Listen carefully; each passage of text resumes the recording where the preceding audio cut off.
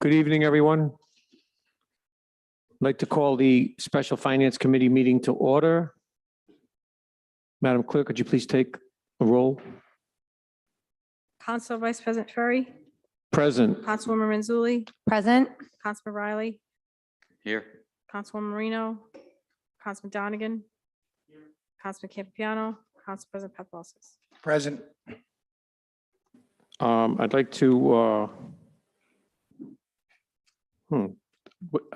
we didn't get the minutes from the last meeting, correct? Special Finance, okay. Thank you. All right, at this time, I'd like to open up public hearings. So if there's anyone either on Zoom or in council chambers that would like to speak on any matter on the agenda, please come forward and state your name and address for the record, and please be mindful of the fact that you will have just 3 minutes, please. Thank you. Good evening, Council Vice President and members of the committee. Nick Lima, Registrar and Director of Elections for the Canvassing Authority.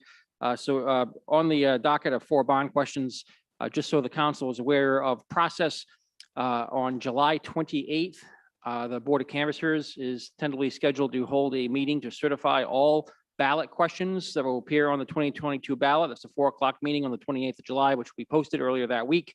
So in terms of timeline, ideally, it would be good if any questions that the council would like to place on the ballot can be complete and through the process by the middle of July. That way we have adequate notice for that July 28th meeting. Our drop dead deadline is August 10th to certify questions to the Secretary of State to appear on the ballot. Any questions that aren't certified by August 10th cannot appear on this year's ballot, which is why we give ourselves an extra week there to work with in case there are any Scrivener's errors or things like that that need to be corrected.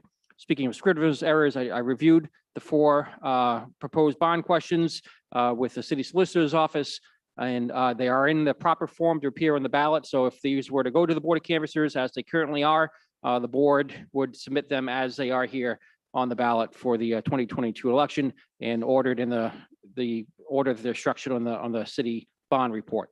The way bond and charter questions work State questions appear first on the ballot. I'm aware of several potential state questions that's dependent on the state budget, which is currently in process. Those will appear first on the ballot. Our city bond questions typically appear second. And then charter questions appear third. I know the council is considering charter questions. There are 2 charter questions already adopted by the council that were adopted in 2020 to appear on the 2022 ballot.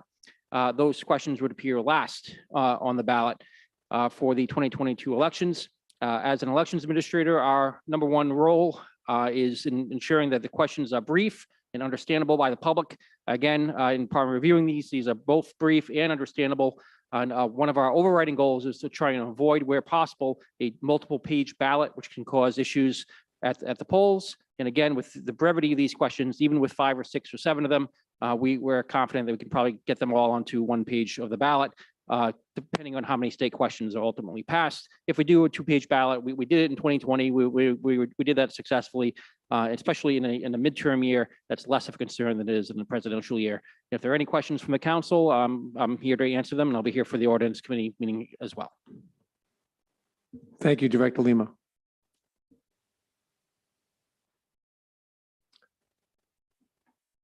Good evening. Please state your name and address for the record.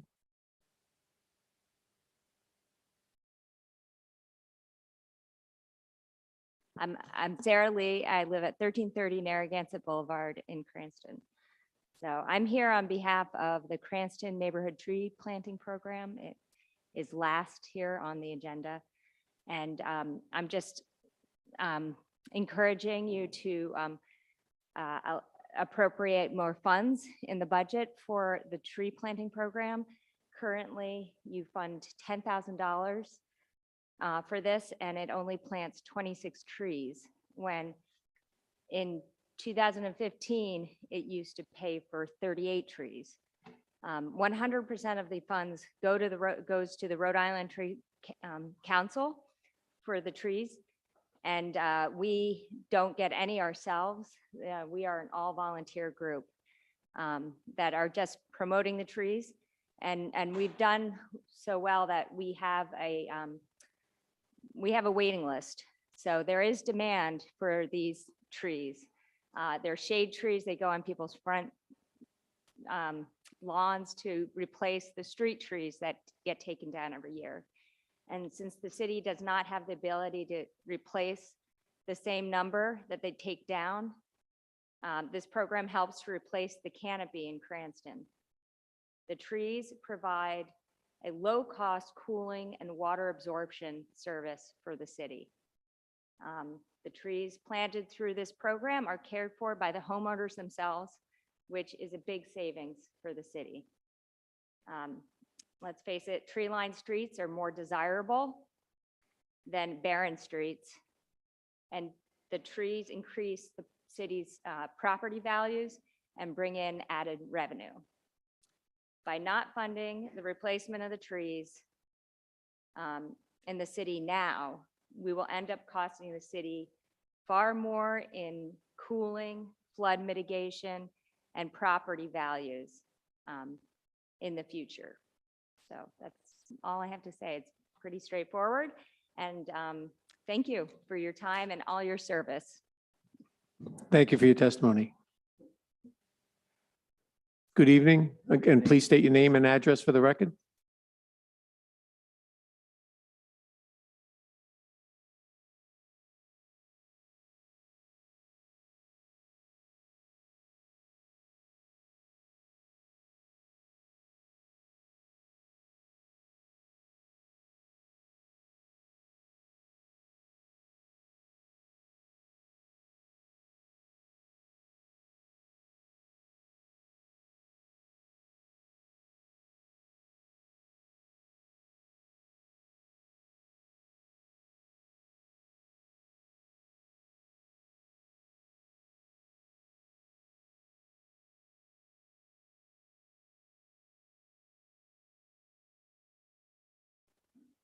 Thank you.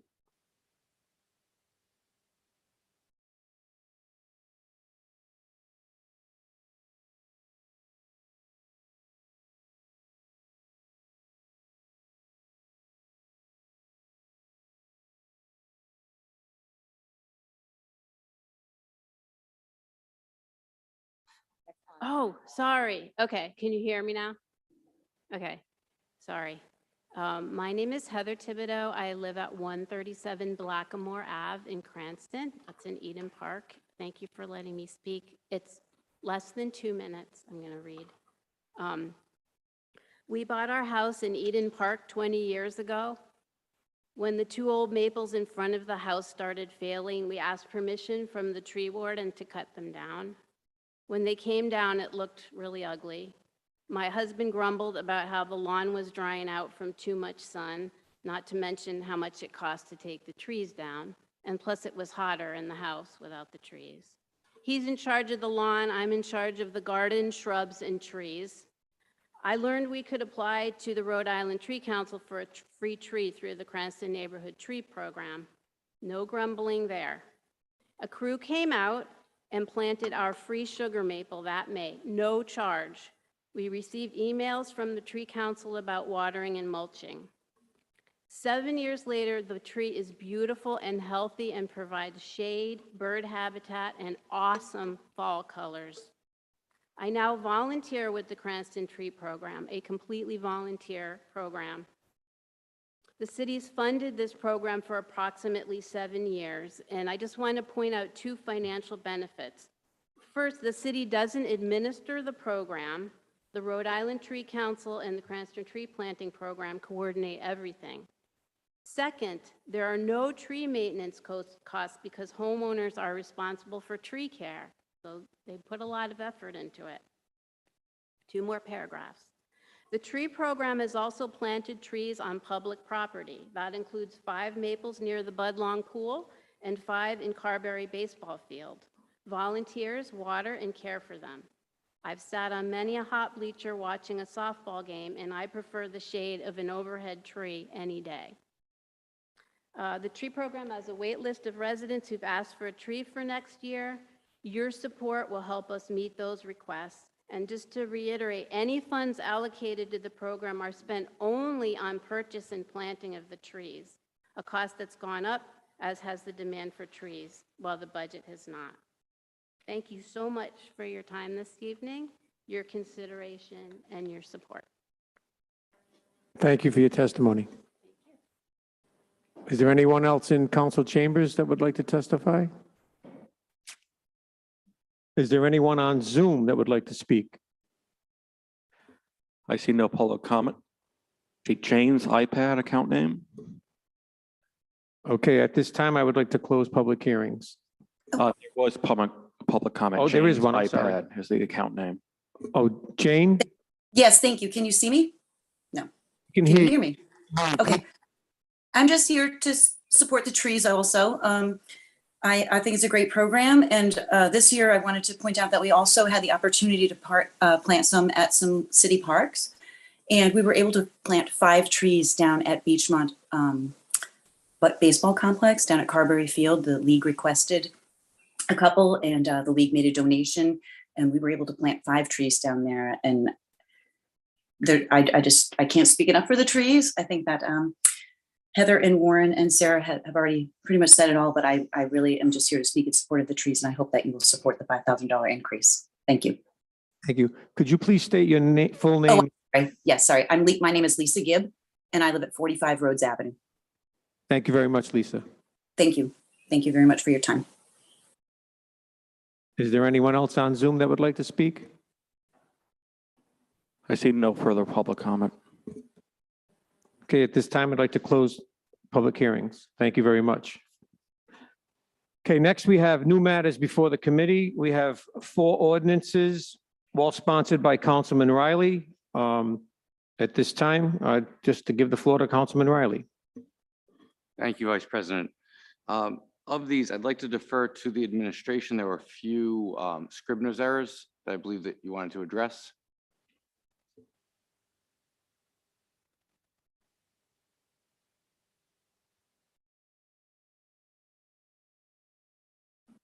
Good evening. Before you, there are 4 ordinances tonight for consideration to be put on the ballot in November.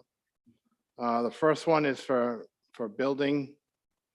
public buildings. The amount is $3 million. In section 2, of the first ordinance, 62201S, the reference to the general laws was incorrect on the original that was submitted to you. It was referenced as 4512-1, and it should have been 4512-2. That same error, typo, was made on all four of the ordinances presented to you but tonight. There was also, on the last page of the ordinance, it was unknown at the time it was prepared, the actual date of the council meeting, and there was a question mark placed in after the date, June 27th, 22. In the packet before you tonight, the revised ordinance has removed that question mark. The only other change on this first ordinance was at the end of section 1, the words "the project" were added at the end of section 1 in reference to the description in section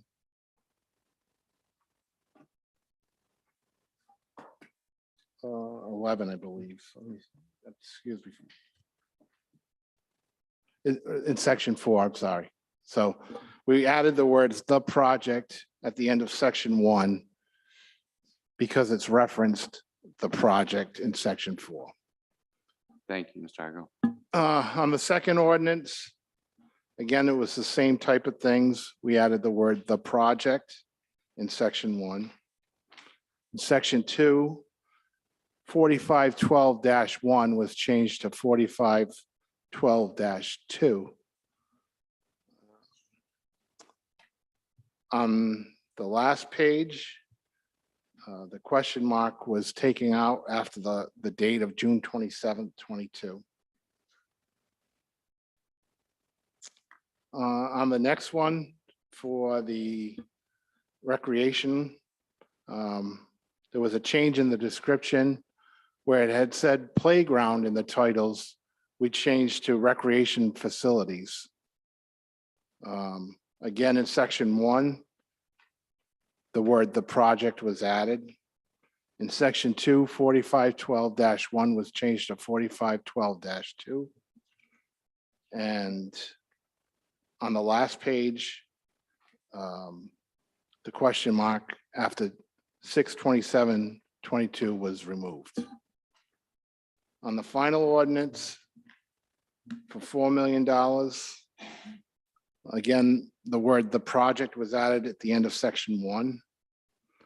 4512-1 was changed to 4512-2. And on the last page, the question mark was removed after the date June 27th, 22. Thank you. Oh, excuse me, there was one other issue on that one. The word "the highway department" was removed from the description as well. And then it was substituted with roads, sidewalks, and other infrastructure improvements. Thank you, Mr. Igo.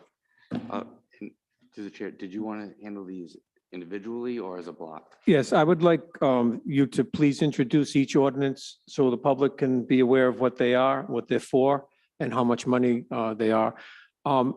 Point of information, Council President Paplaskas. Director Lima has his hand up and he's very anxious to tell us something. So may we give him permission to speak at this time? Thank you. I thank you, Chairman. So the question mark at the end of all four ordinances actually should be there. That's the form of the question on the ballot. So I just want to make sure the council's aware of that. For example, on the first ordinance, the buildings ordinance, if you look at page 3, line 98, and in order of the city council that became effective on June 27th, 2022, that question mark is supposed to be there. because that's the actual text that will appear on the ballot. So for all four ordinances, those aren't actually scrivener's errors. The question mark is essential for it to appear in the ballot in the form of a question. Do noted. Thank you. So the first ordinance is 6-22-01S, ordinance authorizing loan order for the city of Cranston to finance the acquisition, construction, improvement, renovation, repair, and alteration of public buildings by issuance of not more than $3 million in bonds and notes therefore. Motion to approve? Second. Discussion. Does anyone have any Councilwoman Jermaine, you had your hand up? Thank you, Council. I think it's preliminary, but as we are correcting some small errors, so I have a little question. Therefore, is that missing an E right here? In the first, after notes, therefore. It does appear that it is. It is, okay. Second question I have, after section 1, after City of Cranston, there is a period. And then we have the project in the parentheses and no period. So is that correct? So I'm just like, should we have the period after the project or is that the form? I think those questions, should they be directed to the administration? Okay. Director Moretti, would you like to address those two concerns?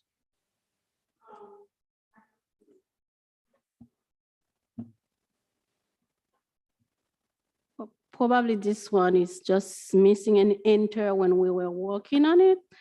Last paragraph, section 11.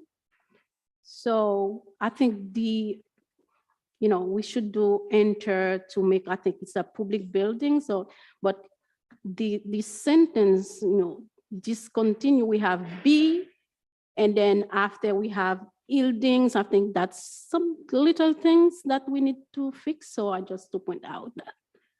You see it? Do you see it? Last page. You see last page? What line number? Line 102. So you just have of public B and then long space. The U is missing. Okay, and then in line 103, we have yieldings, and I think that's a little missing things right here. If we can look, we can find a lot of also. So it looks like on line 102, it should say public buildings. And then on line 103, you would take off ILDINGS.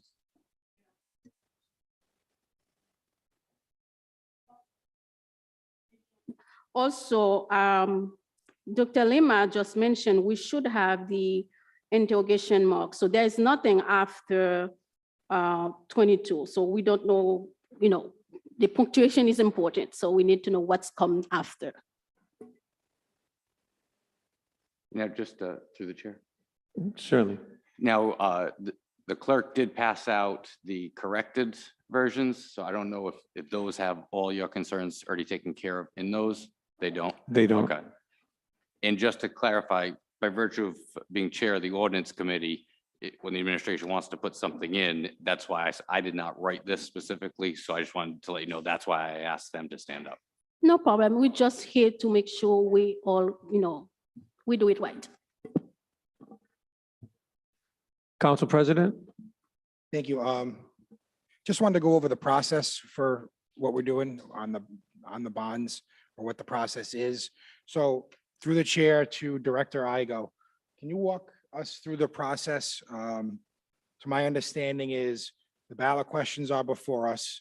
If we approve it, it goes to the full council. The full council approves it. Then it goes on the ballot. If the voters approve it, we'll then have the ability for the bonds to be used, where it would have to still, the administration would have to put forth the plan that would go to the planning committee. have to get voted on there and then come to us. So this isn't an authorization to spend any money. this Absolutely evening, not. No, Just sir. to start the process. That's right. And you had it all the right things. After it gets approved here at finance, it goes to full council. Then it goes to the voters. Then we have to come back to you to say, hey, at some point in the future, can we borrow these monies that we just got authorization from the voters? At that point, it's approved. So that gives us authorization. Then it has to go to the city planning to go through to the budget. And then at that point, the funds can be borrowed and expended. So there's more stops along the Multiple way. stops, multiple where stops. If we didn't want to spend the money, we certainly don't have to. Correct. This is just if at some point in the future, we wanted to do a project, we have the voters' approval to go out and start the process. Okay, thank you. I just wanted to be clear for, my clarification and everyone else watching on Zoom or YouTube or for us too, that a vote tonight isn't a vote to spend any money. Obviously, the city's, in tough financial times that we're moving through. And I just want to make sure everybody's clear that we're not voting to spend any money tonight. So, thank you. That's all I have for questions for now, Chair. Councilman Donegan, you had your hand up? Would you mind moving your mask? Thank you, Chairman. My question is, are there any specific projects in mind for bonding out for this right now?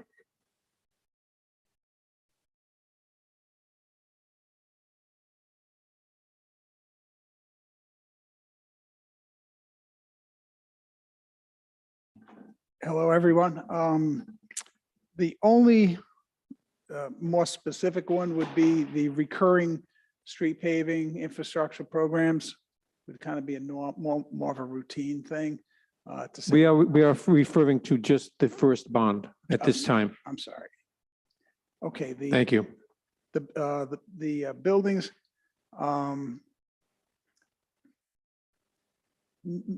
Nothing specific ideas for discussion could be depending on the use of ARPA funds. So I think that's a consideration also. So, but if that route wasn't taken and the council wishes to pursue possibly in closing, a couple of thoughts would have been in closing the police range could be a consideration. Certainly there's some unplanned improvements that are necessary that do come up with buildings, things break down. Roofs need immediate attention, that type of thing. So there could things totally unplanned amongst all of us.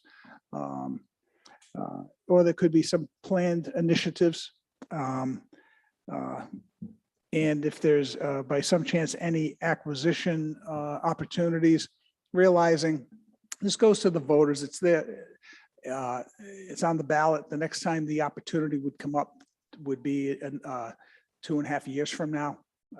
This is why we suggest this the authorization to the voters and have them decide. But to say there's nothing immediate per se that we foresee, but things do happen. One of the considerations might be the timing of the Garden City School and possibly the use of, by way of example, of Waterman School. If that would have become vacant, it's a city-owned property and we're renting facilities for offices. So that could be a consideration to consolidate into a city-owned building that might need some improvements, things like that. But to say, is there any 1, 2, or 3 things that are very hard and fast at this time? No, other than things will come up for certainly necessities for problems with structural problems with buildings would be the only thing I could really think of at this time. Any other discussion? Councilwoman Jermaine? Thank you. My other question is,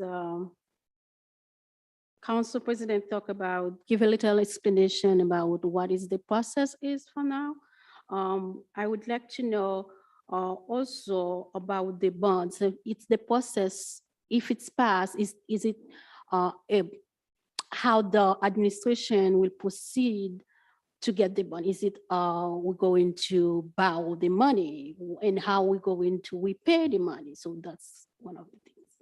Yeah, if in the event that there is a project that is proposed to the planning commission and recommended for improvement for approval, and the mayor, whatever mayor at that time, chooses to include it in the capital requests to the city council would weigh in on it, approve or disapprove of that. If once the city council approves it, and if the need is there and imminent, it does allow the administration, whoever is in that office, to initiate going out to bonding, to actually to get bonds for the borrowing of the funds, and then obviously subsequent construction of whatever project it would be. Thank you. You're welcome. No other discussion? Madam Clerk, please.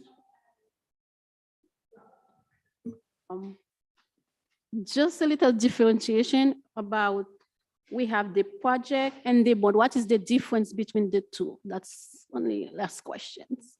So when we have in the section 1, say the project, and section 2, and we have in the parentheses the bonds, is there a difference between the two?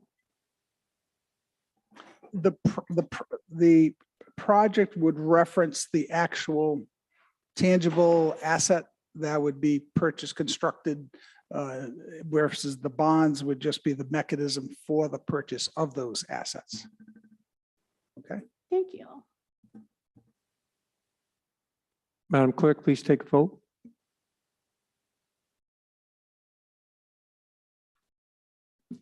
Council Vice President Ferry, No. Councilwoman Renzulli, Yes. Councilman Riley, Yes. Councilwoman Marino, No. Councilman Campiano, Yes. Councilman Donegan, Yes. Council President Paplaskas. Yes. Next on the agenda, we have 62202S. Councilman Riley, if you could please explain this bond. Again, this is a request from the mayor to, for an ordinance authorizing a loan for $2 million in bonds and notes for the acquisition of fire equipment for the city's fire department. Do I have a motion to approve? Motion to approve. Discussion? Director Moretti, could you please explain to us what this $2 million is for? Sure. Similar to answer a similar question that Councilman Donegan had, there is no immediate need, if you will, that there is no immediate intention to purchase fire equipment or apparatus. But time to time, the chief does recommend the purchase of engines, which I believe probably cost in the vicinity, who knows today, but in yesterday's world, literally, it was about $650,000. A ladder truck, I'll say yesterday's world, almost literally, because obviously what's happening with the procurement is about $1.5 million. So this is money, to, if you picture it, to last us to 2 elections from now, to be able to have those funds available should the need arise. I can assure you that any spending, any acquisitions, purchases, the intent is not to spend this money only on a necessary basis and obviously going through the proper approval process. Any other discussion? Councilwoman Manzulli? Thank you, Chair. This is more of a comment, but I'll direct it to the administration. Would it be fair to say that all of these, I know we're only talking about one, but all of these ordinances are simply to be proactive rather than reactive? So if we need something, the council will still have to approve any money spent, but we can't approve it if it's not already approved by the voters. Is Yeah, that my understanding correct? Yes, certainly. It is that, to give the voters the opportunity to weigh in on these considerations. Correct, with the exception of in mind would be without having, if there is a need and we don't have the funds or approved funds, we wouldn't want to have a special election. Obviously, it's costly to be able to go to the voters. So that's why we like to do it now, to have it, these funds, not the funds, but just have the authorization from the voters in abeyance. Thank you. I have a question. I don't know if it's for council or for the administration. In the event that this were not to pass, and a year from now, the chief came to us and says, we have to buy a new fire truck. It's going to cost $1.5 million. We have to have it. The other one got towed away. Would the rainy day fund be allowed to be used to pay for that fire truck? I will just ask for backup from the attorneys, but I believe no, unless the funds have been authorized by the voters for perhaps in an emergency basis, but maybe I'll have to refer to the solicitors on that, please.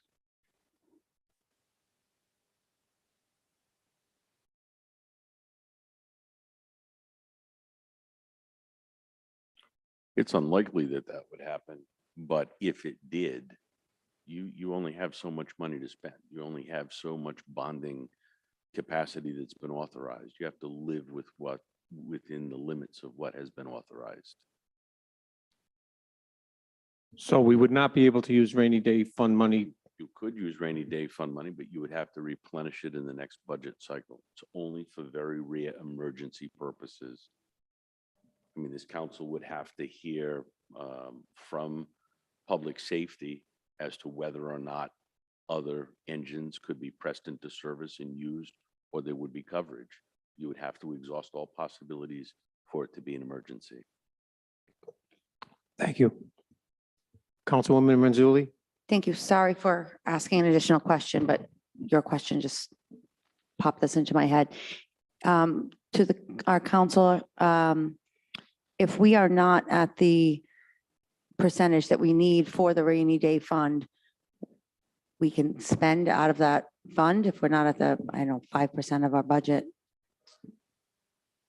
Assuming that your rainy day fund is where it needs to be, you spend from the rainy day fund only under certain circumstances. After doing so, in the next budget cycle, the council is obligated to replenish that as a percentage of the overall operational budget by charter. Excellent. Thank you. Any other discussion?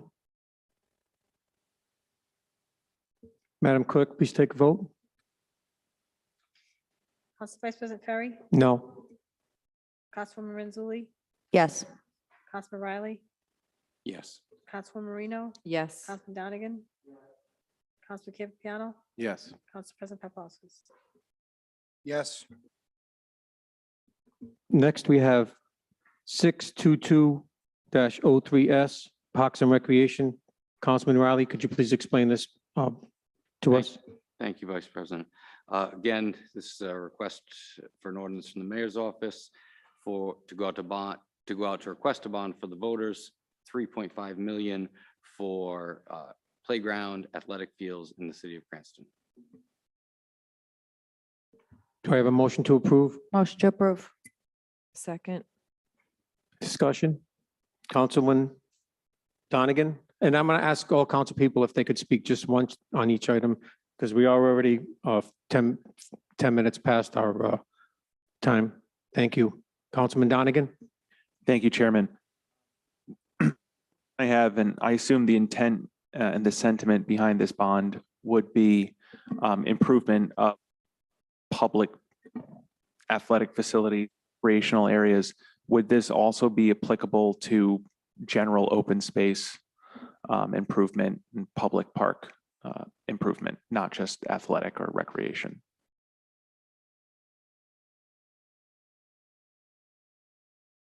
No, it would not apply. There'd be a separate category would be open space. The thought process behind this, frankly, is that I believe, hopefully we'll have some options for the Budlong pool. Hopefully we'll receive federal funding via federal grants. Another opportunity, hopefully, there would be consideration by the council of using funds from ARPA. But this is a thought, again, that that as a backdrop to a potential use for something like the modernization of the Budlong Pool. That was a thought that went behind this. You still, Thank you. If this is intended for the Budlong Pool, and this is improved in November, so this wouldn't be, does that mean that the Budlong Pool won't be worked on until after next budget?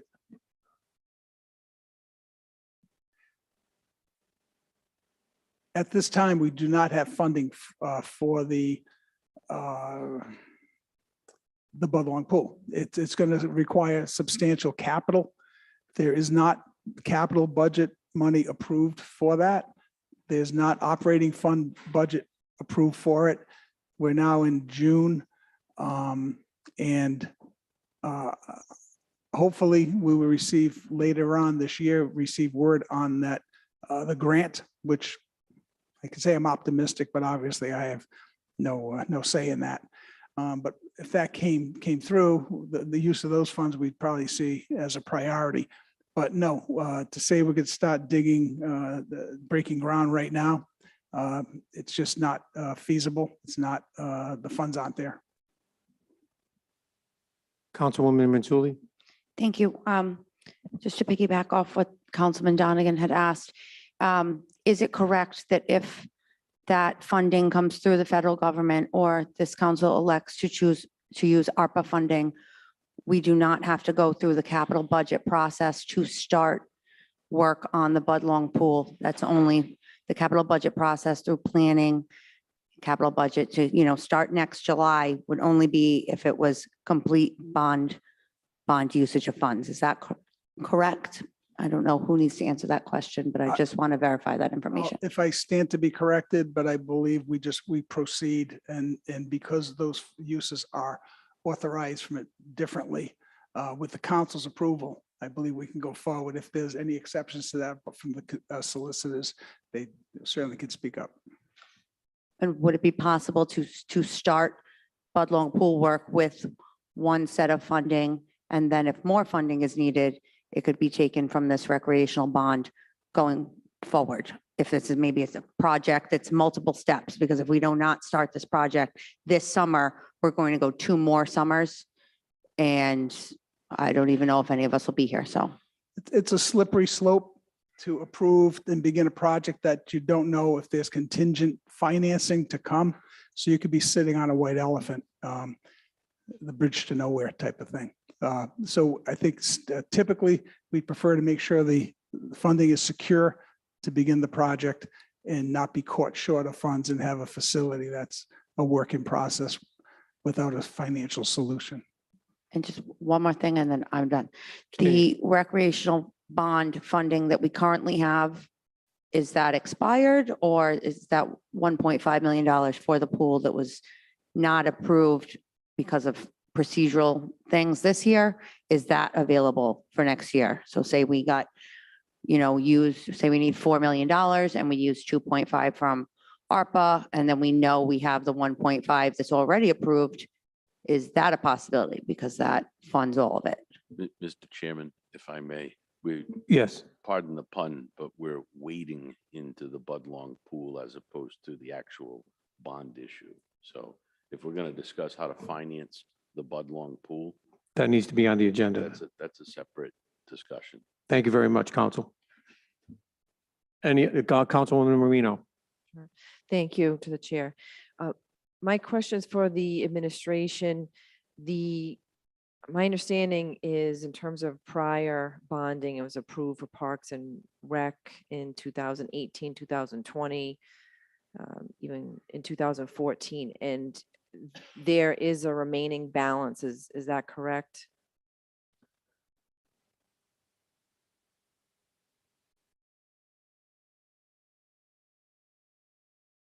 That's correct, Councilwoman. There's still $455,000 of outstanding authority available for the Recreation Department.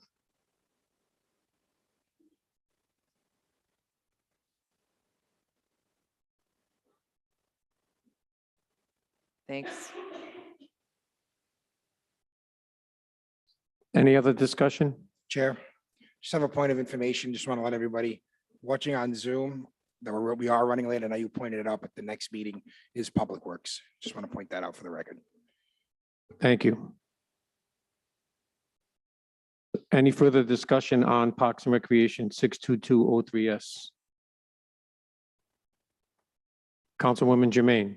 Thank you. I think one of my colleagues already asked this question, but I would like to have a clarification on why we do not have playground included. Is it fall under recreational facilities?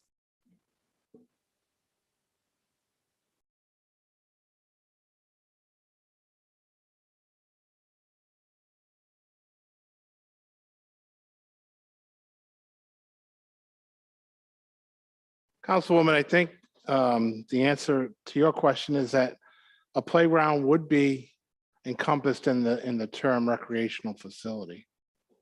Yes, I want to make sure is that. Oh, yes, yes, it is. Okay, Yeah. thank you.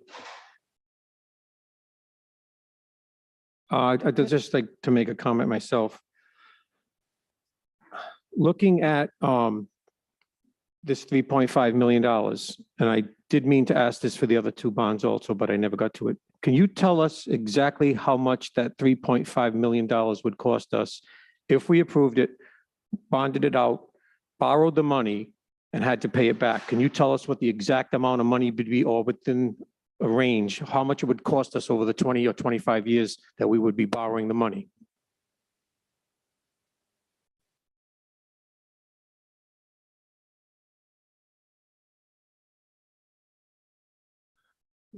Councilman, there's no way at this time to try to develop that number with the interest rates fluctuating the way they are.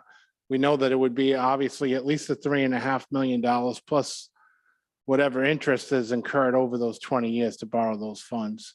So in past records, when we've borrowed that amount of money, we have no idea what it costs us over the 25 years? No, when we actually go out to borrow, we know exactly what it costs us, and we have a schedule that shows each borrowing and the repayment of that schedule.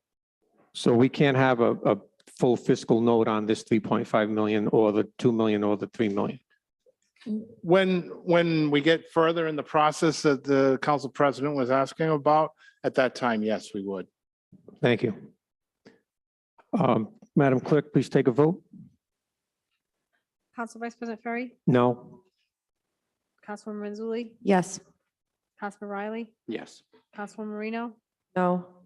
Councilman Donegan, Councilman Campiano, Yes. Council President Paplaskas. Yes. Next, we have 62204S.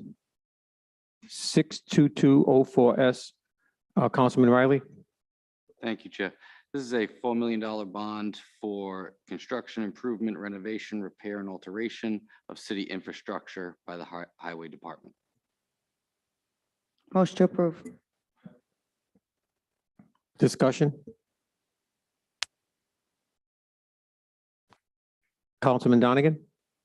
Thank you, Chairman. I assume this is for street paving. Is that correct? Street paving, sidewalks, and, general infrastructure. Councilwoman Jermaine.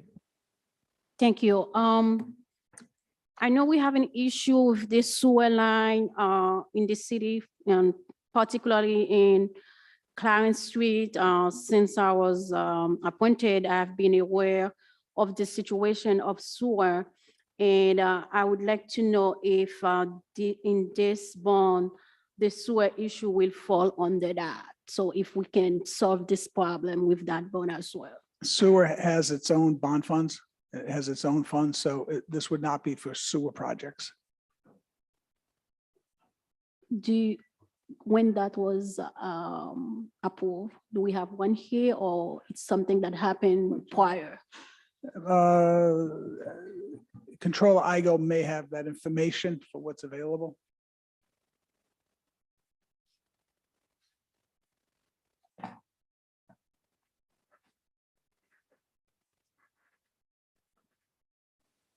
Currently, we have $4.5 million available that we can go out that's already been previously approved by the council if we had to go out for a sewer project.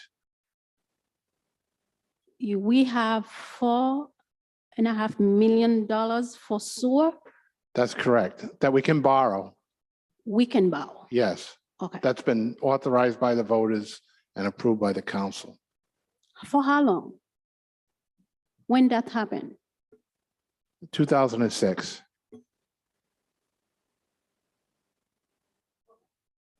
In 2006,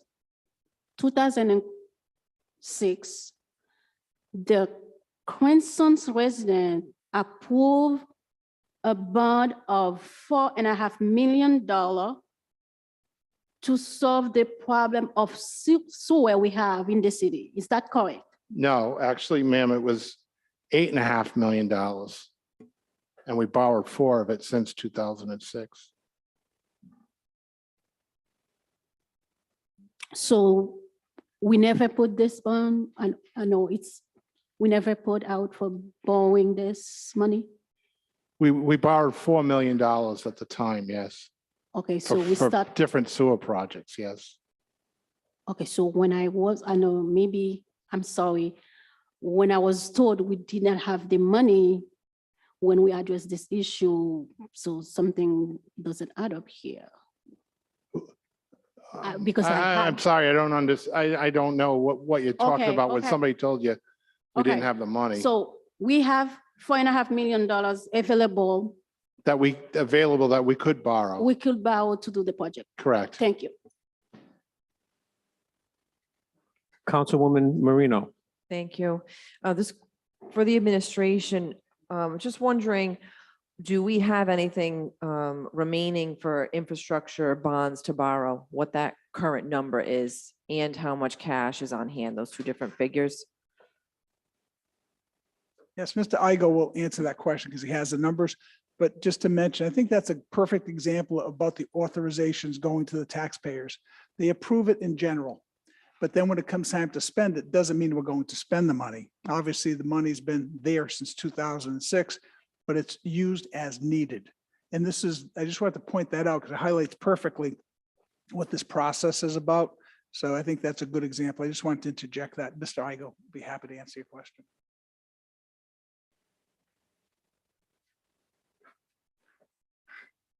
Councilwoman, you were looking for storm drains? Is that what you? No, infrastructure on point to this proposal for this ordinance. I want to know what we have out. Oh, on infrastructure? bond, yep. So in the highway bond fund, we have $6 million available to borrow. That's been authorized. When was the last time we borrowed? Like, do we have cash on hand? Yes, there is currently $2.7 million on hand. But there's also some outstanding invoices that'll be going against that for current paving and vehicles that they have purchased, heavy duty vehicles. And do we, roughly, how much are we spending a year on infrastructure? I don't. I believe it's between $2 and $4 million, depending on the season. And the last ask of the voters for infrastructure bond, do you remember what that was and how much? Yes, in 2021, it was $10 million. And then of that, as I said, the 6 million that we still haven't borrowed yet. Okay, thank you. Any other discussion? What, can I, one last? Yes, yes, you have the floor. I understand you want the 4 million and you don't have to borrow it all, but would the administration consider amending it to a lesser amount? Just throwing it out there, since we have 6 million available to borrow against, so. If you feel that's what's going to make it work, I'd say yes. But as we said, with no intentions of spending that money unless it's necessary. And I can tell you, in the next 2.5 years, that money will be spent much more frugally. So it's just having the money available. But I'd say the bare minimum, I'd say 3 million if you wanted to go down that low, frankly. But I don't think it hurts. I don't think that money will, has to be approved by the council. So I would still suggest the 4 million, but if it's going to make it the council more comfortable to pass it, then sure. That's only because we have the 6 million on hand. I think I'd be more comfortable with that. And I appreciate the intention, but we are dealing with who is going to be at control. Sure. At the controls at that time. Sure. Let me mention that there's probably going to be eating into that maybe a couple of more $1 million this year because not a lot has been done. Remember, this passage has to last us through the next 2.5 years. So if we've been doing 3-4 million a year, come that last year, you might not be having very much work being done. It's not looking out over the next 1 or 2 year horizon. It's that extra year to be considered. Thank you. Order de mail. Through the chair, to the administration, it may be beneficial to give a timeline of when the approval comes through by the voters and when the money actually can be made available because of the process. So there may be a little bit more of an understanding on how long it may take to these funds being available.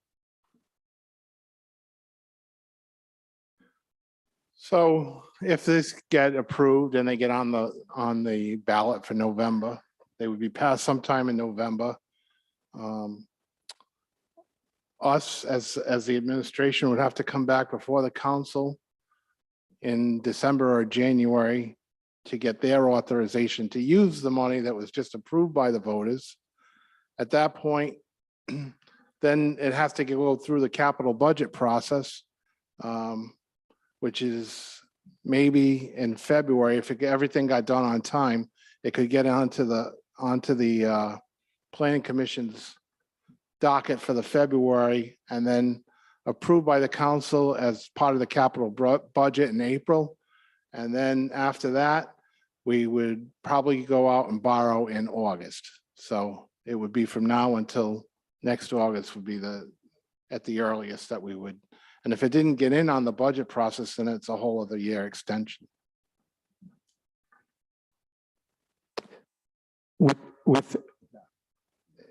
With this bond, as with the others, I think we need to take a clear path to avoid borrowing this kind of money.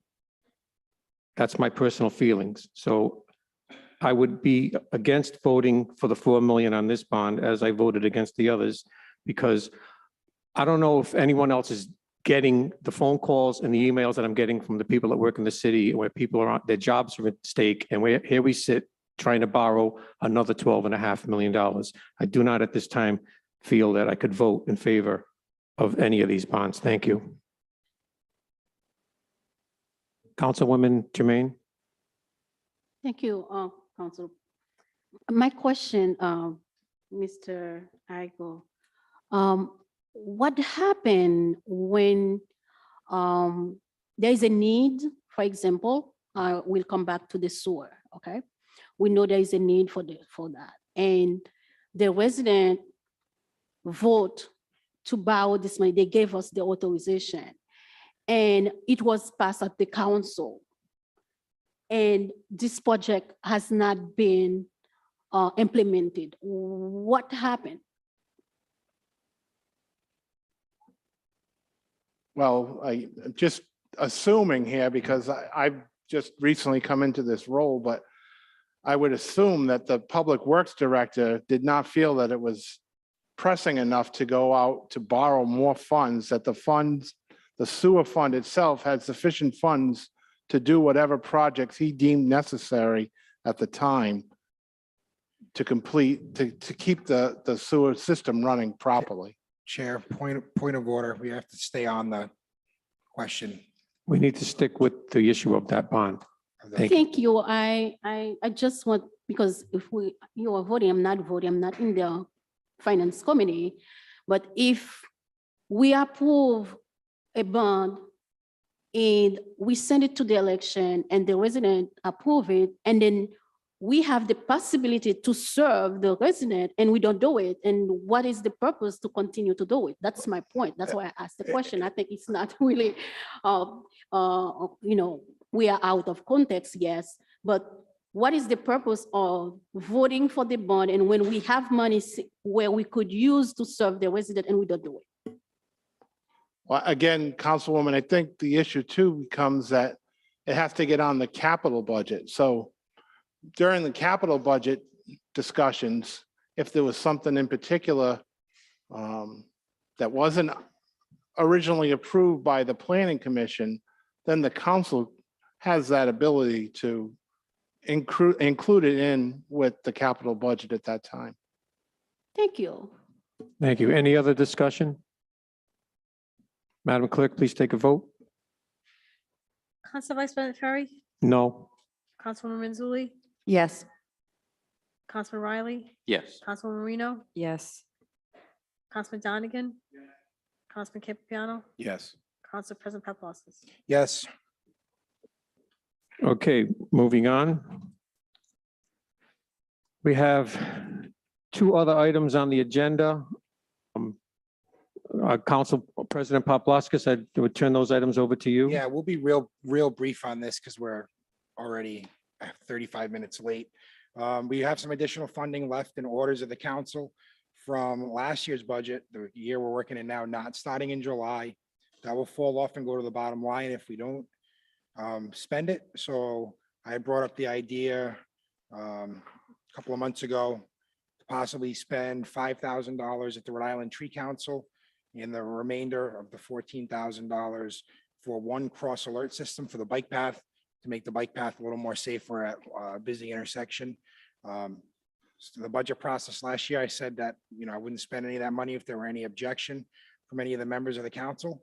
So just wanted to bring that up. If there's no objection, we can move forward with that. And of course, the cross alert system would have to go out to bid. I see no objection. Chair, I see no objection. No objection. Director Moretti? Okay, is this open for discussion? It's orders of the council. So, yeah, just we can adjourn. Do I have a motion to adjourn? So moves. Oh, Councilman Manzulli wanted to say Oh, something? sorry. I just had a question. We're not in the red for this money No. to fund anything, right? No. We're completely, okay, thank you. That was my only question. Motion to adjourn? Second. So moves. All those in favor? Aye. We are adjourned. Chair, can we take a 5-minute recess? Public or a Works couple will minutes? begin in 5 minutes. Okay, awesome. Thank you.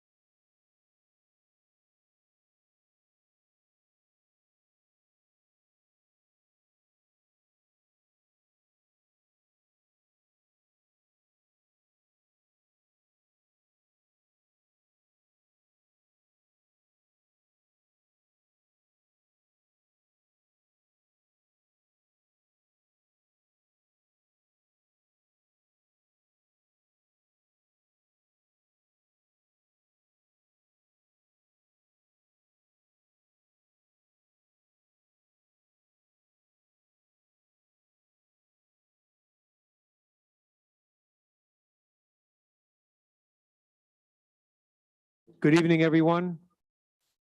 It's June 16th. I'd like to call the Public Works Committee meeting to order. Madam Clerk, could you please take a roll? Council Vice President Ferry, Present? Councilman Campiano, Present. Councilman Riley, Present. Councilwoman Vargas, Present. Councilwoman Renzulli, Here. Councilwoman Marino, Present. Council President Paplaskas. Present. I'd like to just make a note that we will vote on the prior meeting minutes at the next meeting. Okay. First on the agenda, we have committee business matters carried over. First item on the agenda is from Councilwoman Jermaine, trash and littering in the city and any ordinance on the books on how it is enforced. Councilwoman Jermaine? Thank you, Council.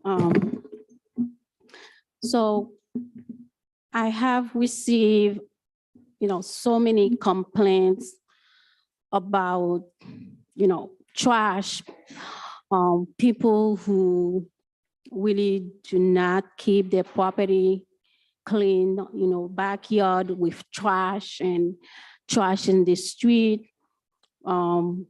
So I was looking at at the charter, and I'm not an expert, so maybe the legal will help us and the administration.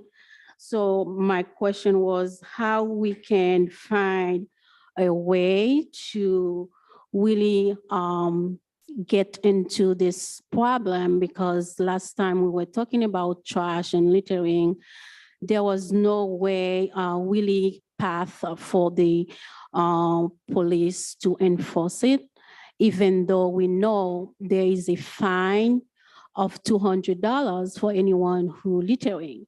But how we can really find the people who do litter and to act, or how we can be proactive. So that was the question. That's why I put it on the agenda. Thank you. Would we look to the administration for comments on this?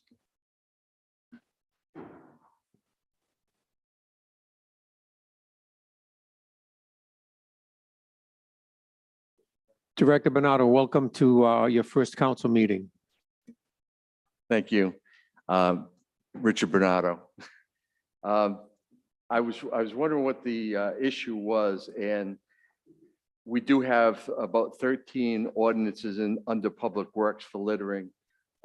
Everything from disposal of debris on the streets to littering in lakes and fountains and thrown out of vehicles.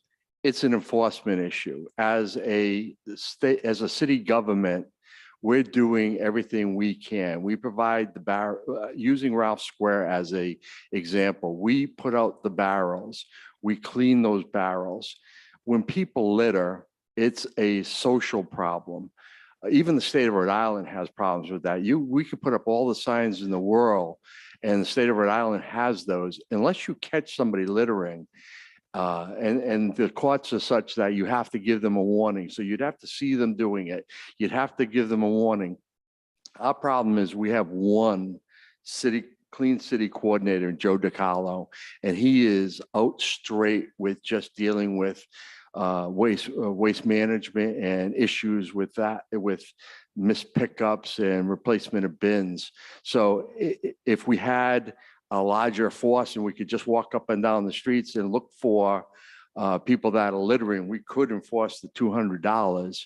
But to find people littering, it's a matter of people having pride in their communities. A lot of the businesses in certain areas, right out here at Ralph Square, you'll see the sign for hair company has adopted that spot.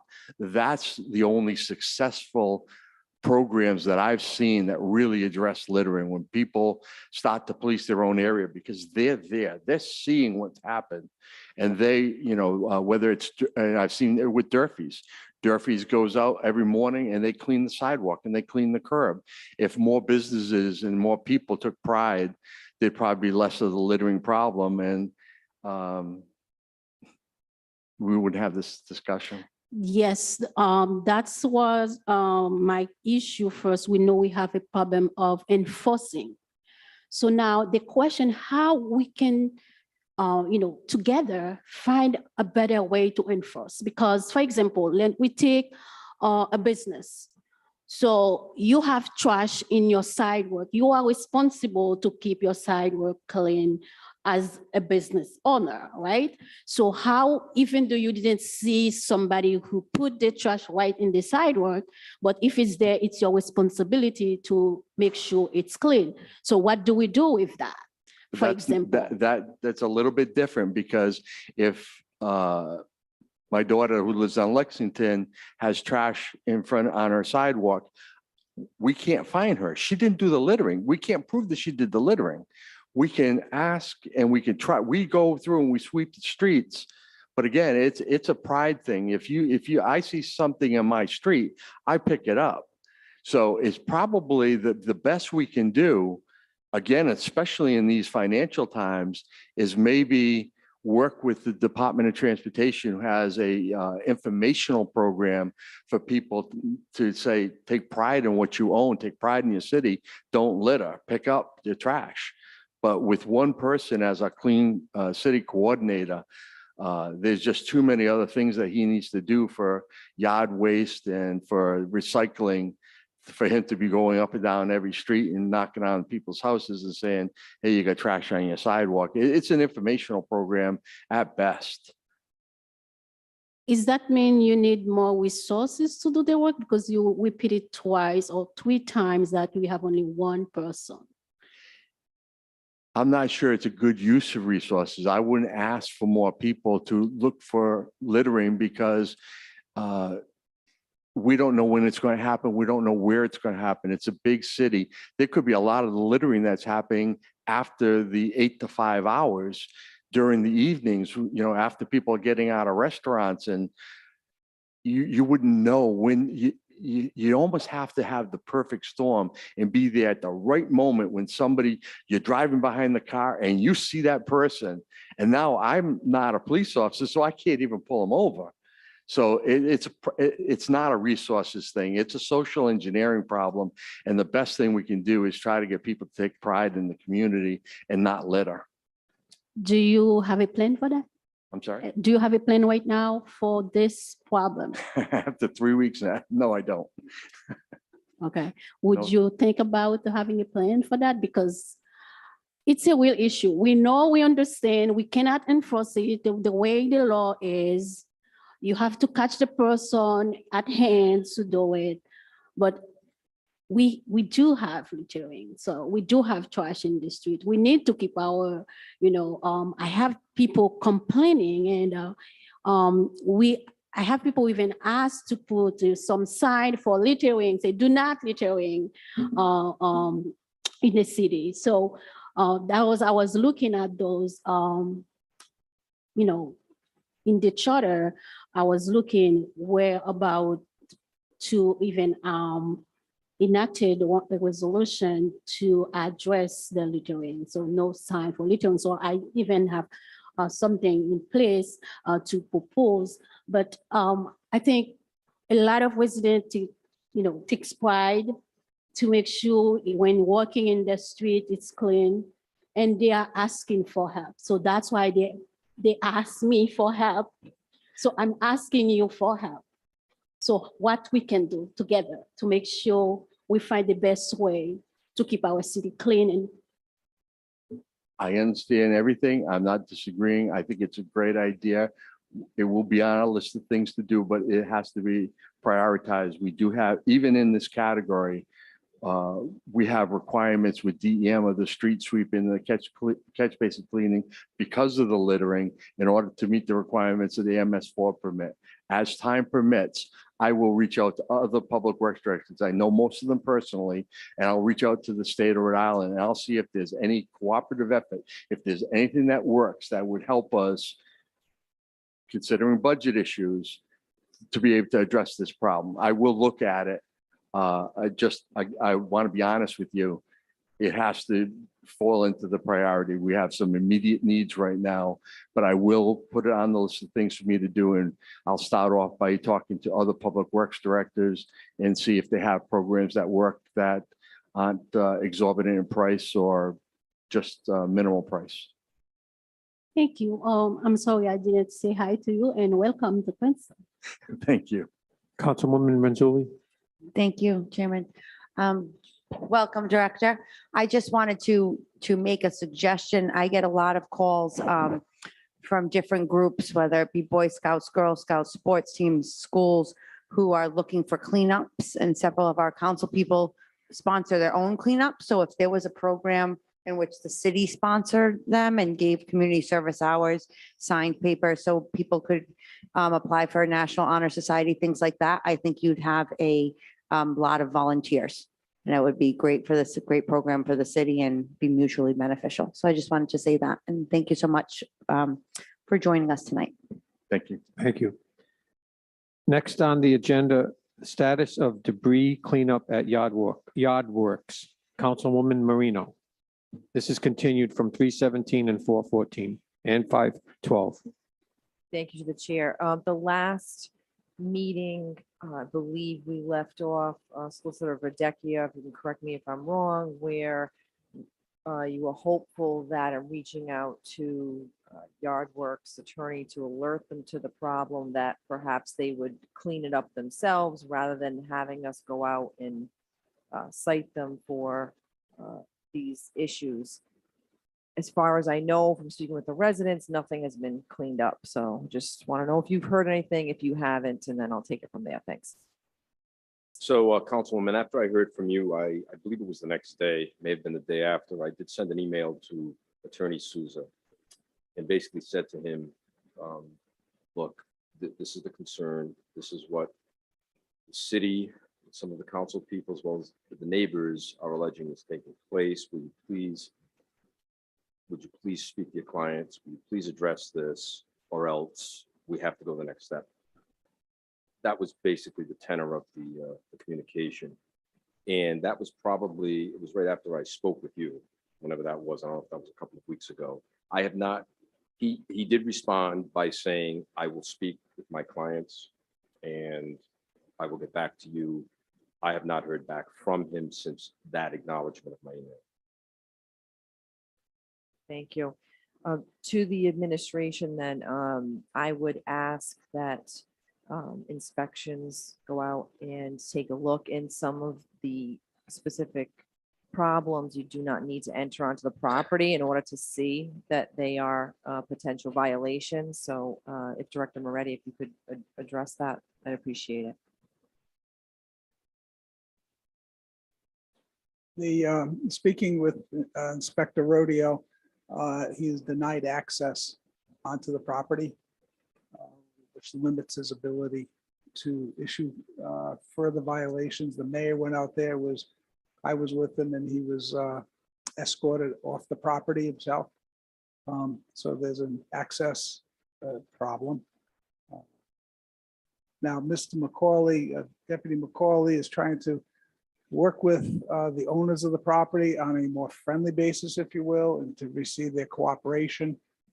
And as of 2 days ago, he was informed that I guess there's a pile of debris that's referred to, that it's been progress has been made on that. But again, not being on that property, we can't trespass. So I don't have specifics. Thank you. In terms of what you call the access problem, as I mentioned before, but maybe you didn't hear that I had mentioned that in terms of the potential violations, the debris buildup, they can be viewed in areas outside of direct access on the property. And so my question is whether or not the administration is looking to avail themselves of, if Director Rodeo is looking to take those options. I will follow up with him to see where that's possible.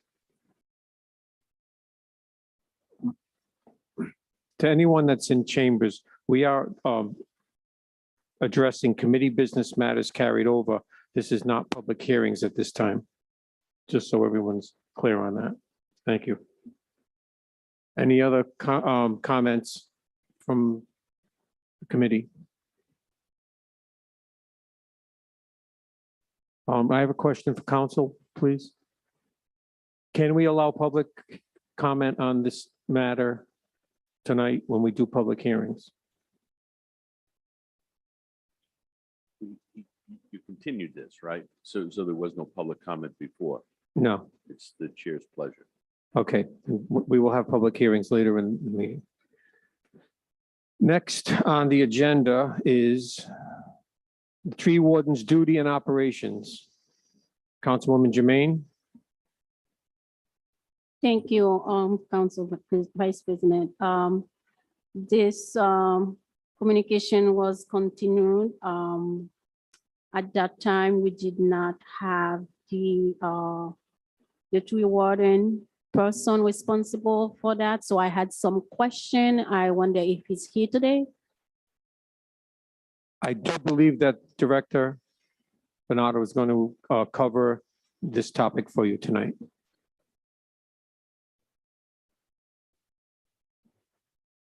Hello again.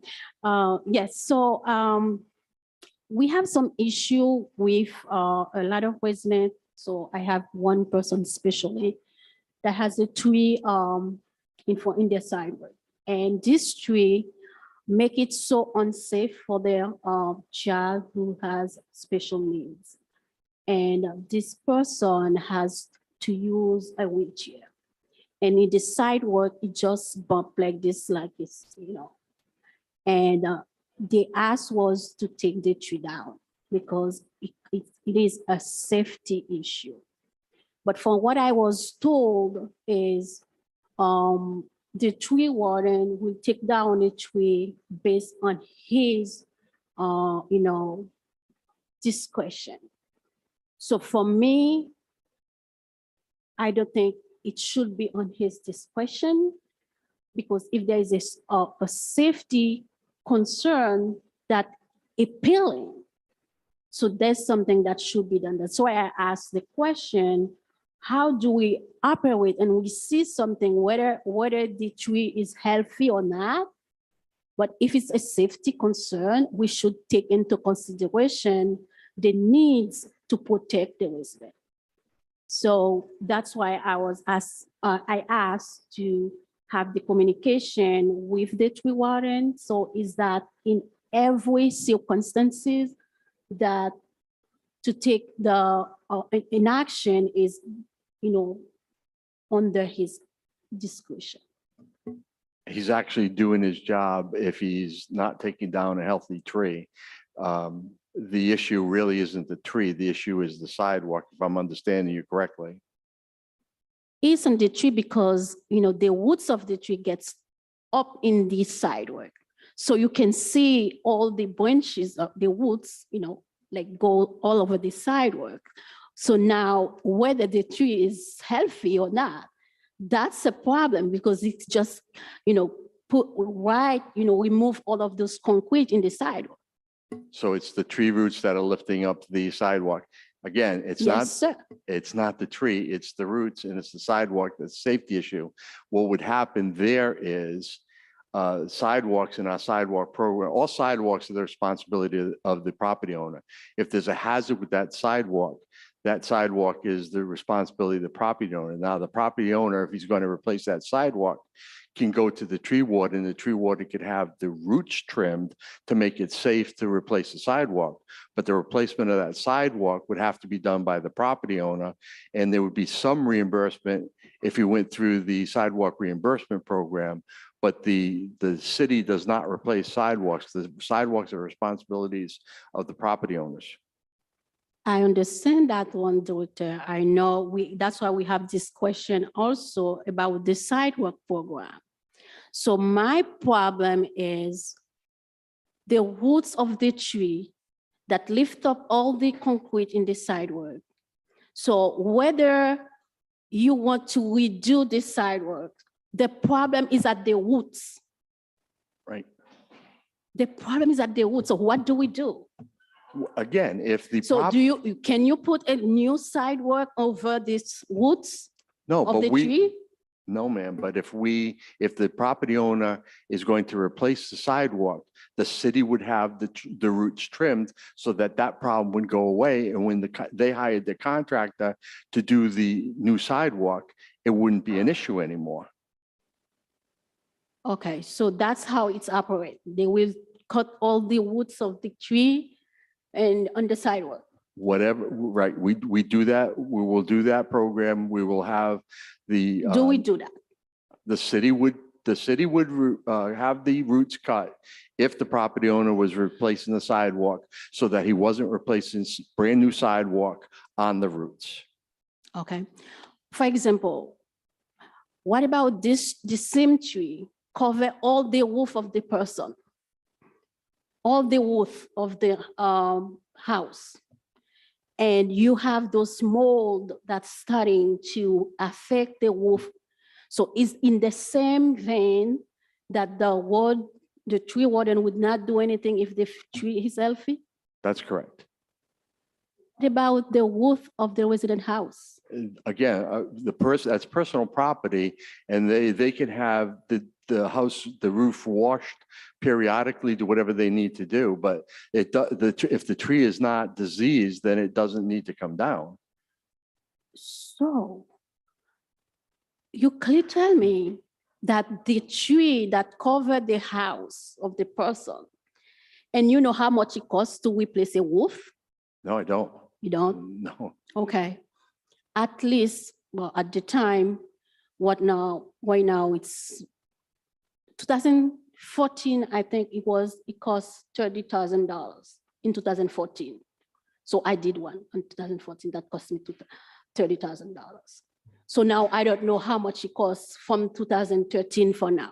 So as a responsible public servant, we ask our residents to let their roof get damaged for a tree, and we ask them to wash them to keep the tree while the tree is causing damage to their roof.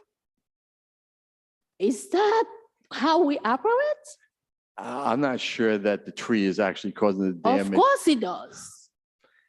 Where there is no sun coming into your roof and you have all those to cover your roof and the snow, and then all those stand up right there for, days, and that's an issue. And you see those roofs, those mold. Director That's an issue. Bernardo, is the homeowner responsible for trimming the tree if the tree is covering their roof? Yes or no? Yes. They are responsible for trimming the tree themselves. The city is not responsible for trimming the tree. But the tree is not their property. How you ask someone to act in something that is not his property? Do the resident have the right to trim the property of the city? Yes. As soon as the branch over. The resident can remove the tree at his. No, absolutely not. That's not what I said. As soon as the branch goes over the property line, you can trim whatever goes over the property line. So if they have branches overhanging their house on their property, they can have the branches taken off. Just like between me and my neighbor, if my neighbor's branches come over my house, I have the right to trim. I have the vertical right to trim anything that comes over the property line.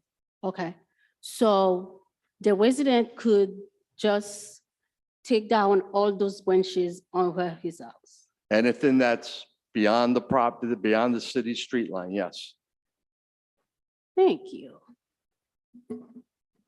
Councilman Campbell Piano. Does that also count for the roots that go into the property? Absolutely. Okay. The next, Question. What about an elderly who lives by himself, who does not have the equipment, who is retired? So do we ask the same thing for them to do that?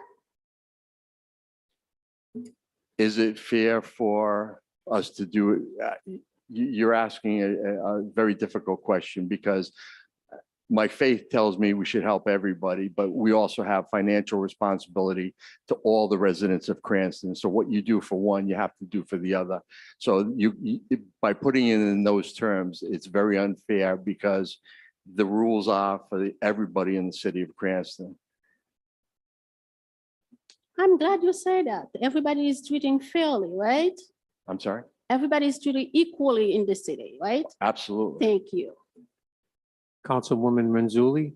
Thank you. Just on this topic, Mr. Bernardo, I'm just curious, and you may not have gotten to this yet. Someone could get back to me. I'm just wondering, does the city specifically plant trees for the sidewalks with non-invasive roots? Yes, the new trees are specifically selected so that we don't have the problems that we've been having with before we had landscape architects designing street improvement projects. Okay, but older trees that are there that are coming through the sidewalks are definitely different trees than we plant now. Oh, there are some trees that should never be used in sidewalk applications, but they're 50, 60, 100 years old. They've been there forever. We just have to wait them out.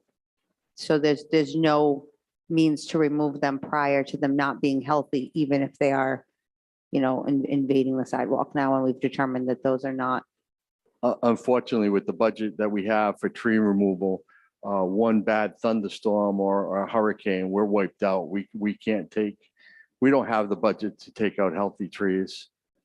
Okay, I just want, and I know we just went, and I don't want to go too long on this, but this Councilwoman Jermaine just asked if a homeowner could remove a tree, and the answer was no to that too. So I don't know how we go about this, but maybe trees that are invasive, maybe they could have permission to be removed by a homeowner. It's not going to cost the city any money. It's going to cost a homeowner money, and then we're not ruining the sidewalk. Just a comment. Thank you. Okay, the next item was the sidewalk program opportunity. Are you clear with what he had said about that at this time, or would you like to have him elaborate on that? I'm not satisfied with that. So the director just said something that I'm glad to hear it. So it's everybody have the same treatment in the city. So that's something I would love to see in action. Yes. But I think the safety of the residents should go first. So I don't agree with the tree is healthy and to keep it there. And I don't think we should put the burden on the resident at all. We have a tree that is causing safety concern. We should look at common sense. So the safety of the resident comes first, period. So that's my point. And asking the resident now to cut the wood, cut the branches on their property. So that's a lot to ask to the resident. And my hope is the city can take care of the sidewalk. So what needs to be done is done for the safety, okay, of the resident. Period. Mr. Chairman, if I might, the agenda item is duties and operations related to the tree, not safety, not a safety issue. Thank you. Next, we have an item that should be directed to Parks and Recreation, and I do see that Director Tassaglia is not on Zoom or here in council chambers. So Director Moretti, were you prepared to answer the questions on the bike path or not? If you're not, I would continue the item and show my concern that this is the second time it's been on here, and I would like these things addressed. Yeah, sure. I'll be happy to follow up with Director Tassaglia. Just want to be sure we check with DEM to make sure the proper signage is there. To see, they might even have signs, but certainly we will look into it. Happy to follow up. Could you give me a time frame on that, please? If these signs have been missing for years, literally, maybe even as many as 10, and they've never been replaced, and they're needed on the bike path. So if the state's responsible for putting them up, then we've been lax in asking them to do it. If we're responsible in putting them up, then we've been lax in not doing it. So I would just like an answer as to when we could find out how the signs on the bike path can be replaced and when they will be replaced. I'm not sure if they'd be tomorrow, but certainly next week, myself or Director Tasalia could follow up with DM. I can't guarantee you their response time because sometimes the state agencies get back to us immediately. Other times it's pulling teeth. So that's the only variable. Thank you. Next item on the agenda is speeding, traffic and safety concerns, Prospect and Fenner Streets. Councilwoman Marino. Thank you. This agenda item was continued from last month to give the new director, Bernardo, and welcome as well, an opportunity to address the situation. I heard from a constituent there representing some other residents in the area that that is used as a cut through. So I was looking to the director to kind of put our heads together as to how often this is in fact occurring and what some solutions might be with your assistance and the traffic engineer, which is previously what we would do with the former DPW director. So if you would like to just speak to that, that's something that you're open to. Sorry to disappoint you with me on that one for the moment. Spoke to police, the police department, police command actually on this issue. They have observed it is being used as a cut through, primarily they feel because of the construction of that's going on with the bridge. And saying, how does that relate?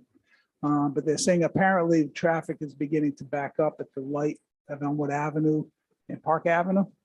So people that are heading north on Elmwood are kind of scooting along and vice versa, come from the west side to avoid the backup. So we'll avoid that light.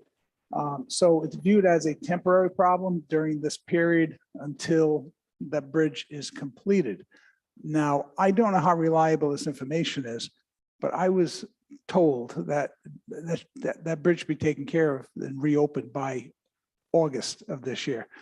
I've asked Constituent Affairs to follow up to get confirmation specifics on that. So it may be a problem for a little while, but police have noted that, and they can monitor that more or address it. But it is a problem until that bridge is fixed. If it's August, it's not too bad, hopefully, but that's what I was told. Thank you, Director Moretti. In terms of addressing the situation, I was told there's children in the area, that's what the concern is. It particularly increases too when traffic builds up, when kids are out of school in the afternoon. I would like to have maybe further discussions, if it's with the engineer, with DPW, perhaps for the solution of having a no-through way for certain hours, to maybe eliminate that being a cut through, and maybe that will also give the police an opportunity to address it maybe with a heavier hand to prevent that from occurring. Sure. I think maybe we would involve police also on that discussion. So sure, if you'd like to get together, or if I want me to just take the lead on it, I think it's a reasonable request to look into. Thank you. Sure. Thank you. Last item, if Director Bernardo, if you guys want to give us like a 2-minute synopsis of what people are supposed to do when their garbage or recycling bins are broken or stolen or cracked.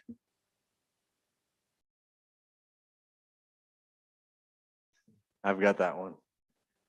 After 3 weeks, I figured that one out.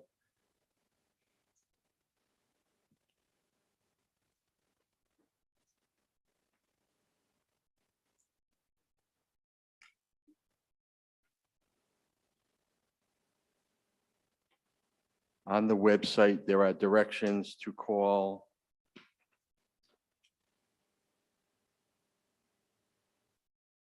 Waste Management for any damaged or replacement bins. We get 200 bins per calendar year as part of our contract.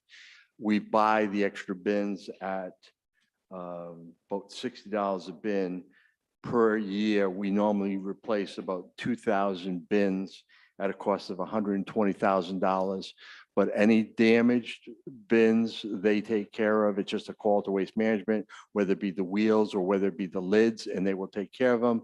If it's beyond repair, if rodents have gnawed through the side, again, that call will result in an immediate replacement of the bin.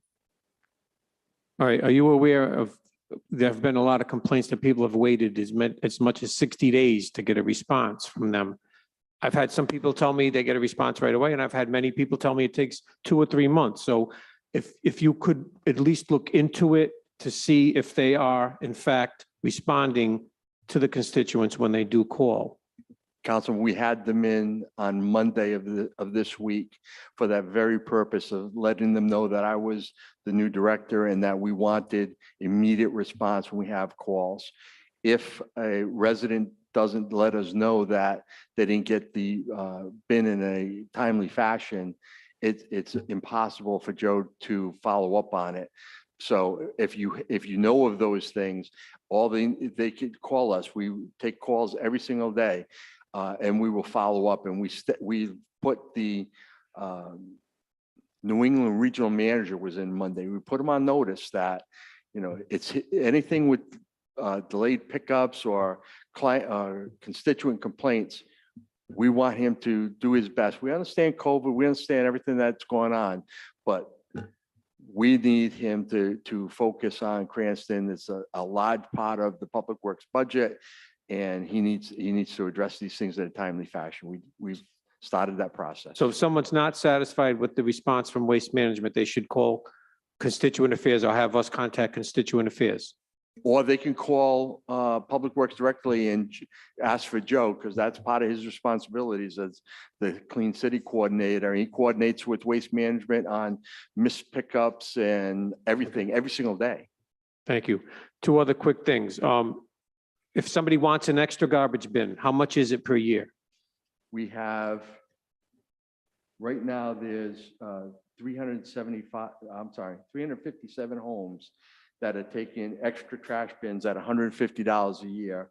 We have 75 recycle bins that are also being used as the double for $150 a year. So for $150 a year, someone can have 2 trash cans and they can fill it up, both cans every week and get it picked up. Yes, sir. Okay. And the last thing, bags. Sometimes I see bags on the side of a container. I know I saw them at CVS. Are they available throughout the city? If somebody has extra garbage, they're having a party, whatever, and they need to have extra garbage, where are the bags available? That is actually posted on the website. Overflow bags are now available for purchase at following locations: CVS 1175 Broad Street, 1118 Pontiac Avenue, 681 Reservoir Avenue, Stop and Shop 200 Avenue, 204 Garfield Avenue, 275 Warwick Avenue, Fred's Drug 1300 Oak Lawn Avenue, Durfee's True Value Hardware 65 Rouse Square. But that's posted on the website And it's $10 for 5 bags. Okay. 5 bags for $10, yes. Yes, I just bought some. Thank you very much. At this time, you have a question? Sorry.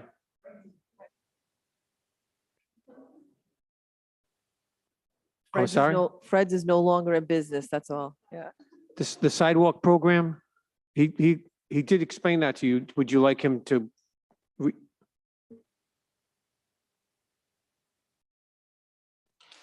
You want him to go? Okay, thank you. At this time, I'd like to open public hearings for any items that are on the agenda. I'd like to remind everyone, we're pressed for time. We're way over, and I would allow up to 3 minutes of testimony if anyone would like to speak at this time. Point of information, Chair. We're still on the Public Works agenda too. Yes, we are. Anybody listening in on Zoom, we are still on the Public Works agenda. We're sorry for running late. If you want to come forward, please make sure the green light is on and state your name and address for the record, and you have 3 minutes.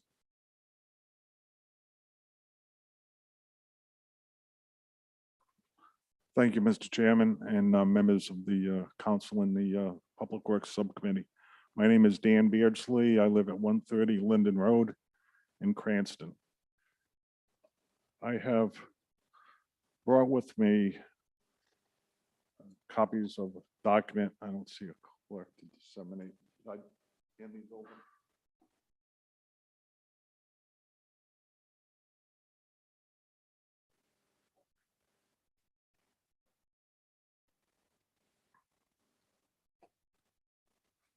What I have distributed is a copy of a section of the Cranston City Code entitled 9.08.020. It's an excellent ordinance.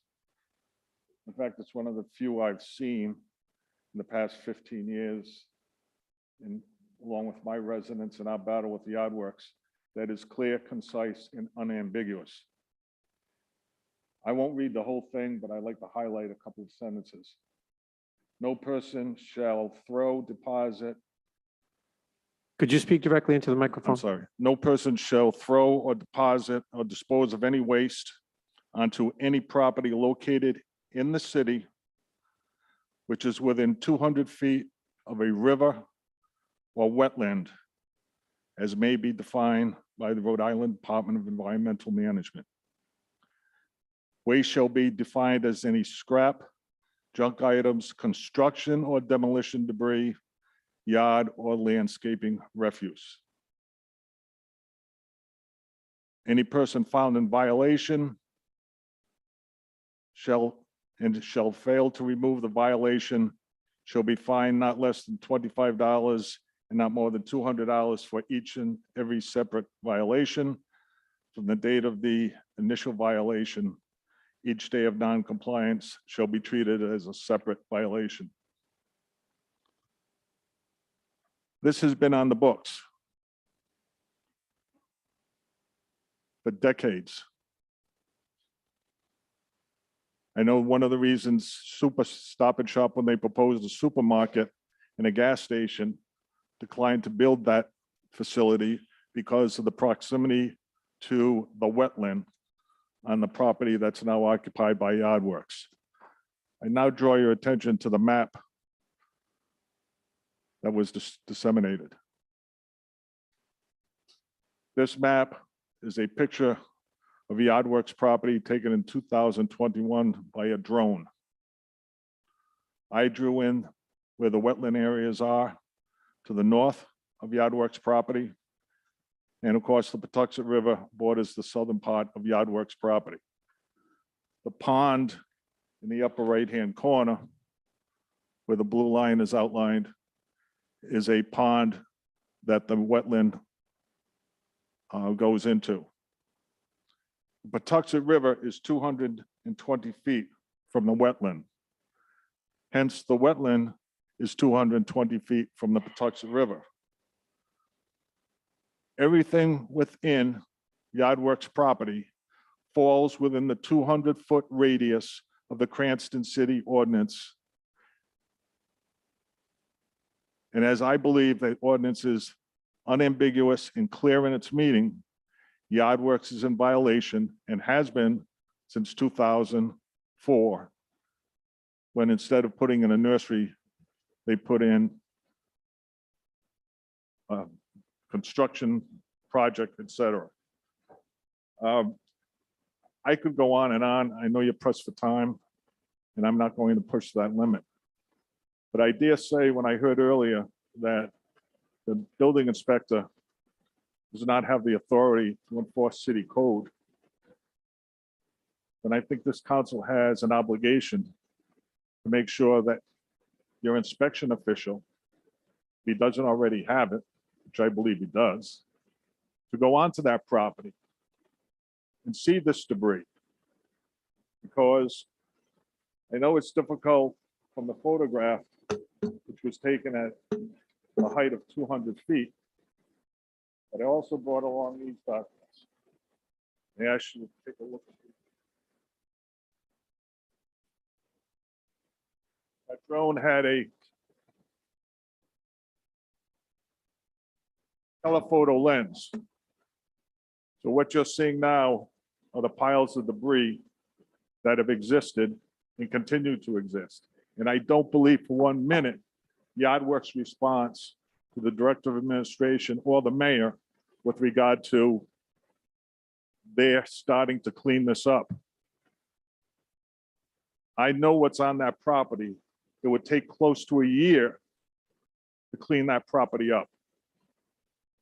It's in violation of a city ordinance as established by the parameters of DEM. I urge this committee to urge the council, to urge the administration to start doing something and enforce an ordinance which is clear and unambiguous and should be enforced. Thank you.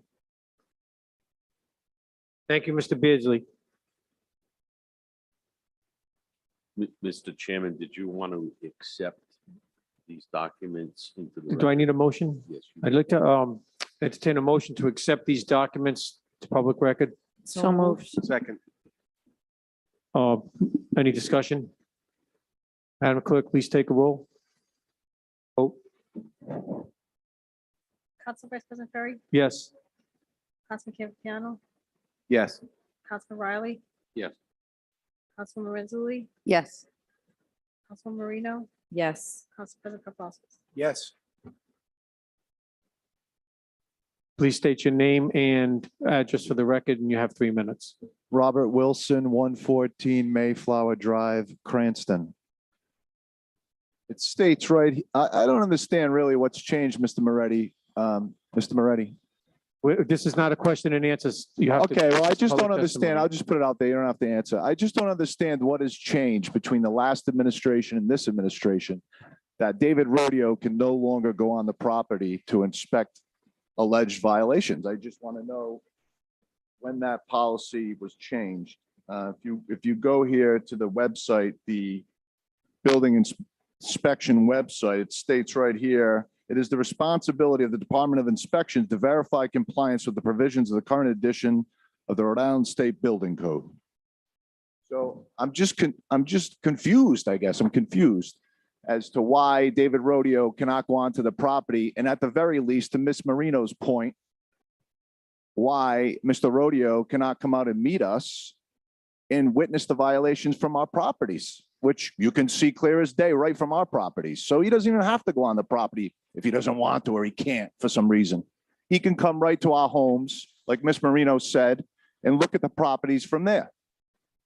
So maybe we could set that up with the administration to do that. Maybe the council could urge the administration to do that, because quite frankly, I'm getting tired of coming here over these same issues. I have better things to do with my time, far better. But this is a huge concern to myself and my neighbors, but it doesn't seem like it's a very huge concern to the administration, and that's concerning to me. So I want to know if Mr. Rodeo can do his job and go over there and inspect what we're saying is in violation. Thank you. Director Moretti. Yes, as I cordially acknowledged to Councilwoman Marino that I'd asked Director Rodeo to see if he can view the alleged debris from a vantage point not on the property that's in question, where he's not permitted to go on. So I had already acknowledged that that would be done. So to answer your question, to follow up is yes, we plan on doing that, but it's redundant to mention it again. It's redundant that I have to come here constantly to get a job done. It should be done automatically. Through the chair. Thank you. Councilman Riley. Thank you. For a question for the solicitor, what policy or that the public comment was referring to in terms, oh, I'm sorry. He was referring to a policy of whether or not the inspector can go into a person's property. Is there any constitutional rights that could possibly keep someone from walking in another person's property? I could stand here for the next hour. I think Attorney Angel would agree and talk about administrative law, administrative warrants, whether you have probable cause, Superior Court rules to inspect property, municipal court authorization to go onto the property, so on and so forth. The short answer is there's a procedure to do it. However, you can't simply, no municipal officer can simply just walk onto private property. Now, if through observation, through credible information, they arrive at the conclusion that there's a violation going on, then you either write the violation, you apply to a court for permission to go on, perhaps with the police presence, whatever, but there is a procedure that needs to be followed. I mean, the fact that something was done a certain way in the past doesn't necessarily make it right or legal today, just because it was done. There is a procedure that would need to be followed, but yes, it could be done. But they have rights. It's the age-old problem. You know, the neighbors have rights, but they're private property owners and business owners, and they have rights. And when those rights conflict, you know, then we have to resort to the courts, and that's what we're doing. Attorney Videcchia, would this be sufficient evidence that something is being done in, by violence, violating an ordinance that could be used to go onto the property? Would this be sufficient? Well, I can't myself, I can't see what's within that red boundary, that red barrier. I don't know what that consists of. I know there were some other photographs. I haven't even seen them yet. Perhaps it will. It would depend. I don't know. I don't know what the material is. I don't know if they'll make an argument that it's some type of either equipment or whatever, something that they use in their business. I don't know. I would have to see it, but it could very well be the case that it is.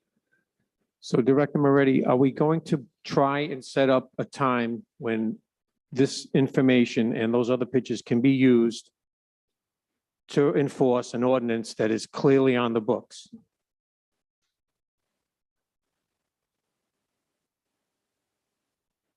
I will ask our inspections department to view the alleged violation and take appropriate action. Can you give us a deadline? I'd have to check their schedule. I mean, this is important to these people. They've been It living is, with it it for is. years. It is. Councilwoman Marino, you had something to say? Thank you. Yes, just to make sure there's no confusion, when Solicitor Videcchia gets a second, I have a question for him relative to this. That's okay. Oh, okay. Just to make sure that there's no confusion, Solicitor Videcchia, it is true that if the inspector gets permission from neighboring property owners to go on the neighboring property owner's property and then in fact views these alleged violations, that would be sufficient to then have the inspector view the alleged violations and then cite appropriately as further evidence, correct? That is correct. And just for the record, as part of my lawsuit, okay, I have alleged in the complaint and referred to what is presented in these pictures as being unauthorized recyclables, unauthorized dumping, unauthorized storage, but that is pending in the Superior Court. Now, I understand, I don't know how long this has been here. Is it a new violation? Is it an ongoing violation? I mean, we could talk about this all night, but my guess is whatever we do, if we issue violations through the municipal court, they may apply to the Superior Court and say, look, until the Superior Court decides what we're doing is legal or illegal, Your Honor, these violations shouldn't be written. The case is in the Superior Court. This is what Judge Stern needs to decide. Yeah, Can- thank you to the chair. And I'm hopeful the administration, and I appreciate that they're going to speak to Inspector Rodeo, and I'm hopeful they can get out there soon to address this. Thanks. Thank you. Okay. We have someone on Yes, Zoom that would like Sam to speak. Brosco. Sam Brosco? You are muted. Hello, Okay. can you hear me? Yes, we can hear you. You have 3 minutes. Okay. Several items. The littering question, it was mixed in with somebody having trash on their property. But the only thing I've ever found that works with littering is having convenient trash cans. I've had one out on Broad Street for the past 3 years. I empty it every single week, and there's no litter around there. Most people, when they have something gross in their hands, they look around, no trash can, well, they'll drop it on the ground. If there's a trash can, then they'll put it in the trash can. And I've encouraged people along Broad Street and such to leave their municipal trash bin out during the week, and people just use it. Nobody's done it. So moving on, the sidewalk that's balancing on an edge of a route, great stuff. Insulation foam in a can will put underneath the slab will steady it and stabilize the sidewalk. That's $6. I even have some extra. And finally, yard works really should be referred to DEM because that's more their purview, and they will hit them with a fine that the city cannot possibly imagine. And that was it. Thank you. Thank you, Mr. Brasco. Oh, I live at 11 Alhambra Circle. I'm sorry? I didn't state my address, 11 Alhambra Circle. Thank you. Okay, at this time, I'd like to close public here. Is there anyone else in chambers that wanted to speak? I'd like to close public hearings at this time. New matters before the council. We have 3 poll requests. I'd like to entertain a motion to vote on all 3 poll requests at one time. So moved. Second. Well, Madam Clerk, please take vote. Council Vice President Ferry, Yes. Councilman Campiano, Yes. Councilman Riley, Yes. Councilwoman Renzulli. Yes. Councilwoman Marino, Yes. Council President Paplaskas. Yes.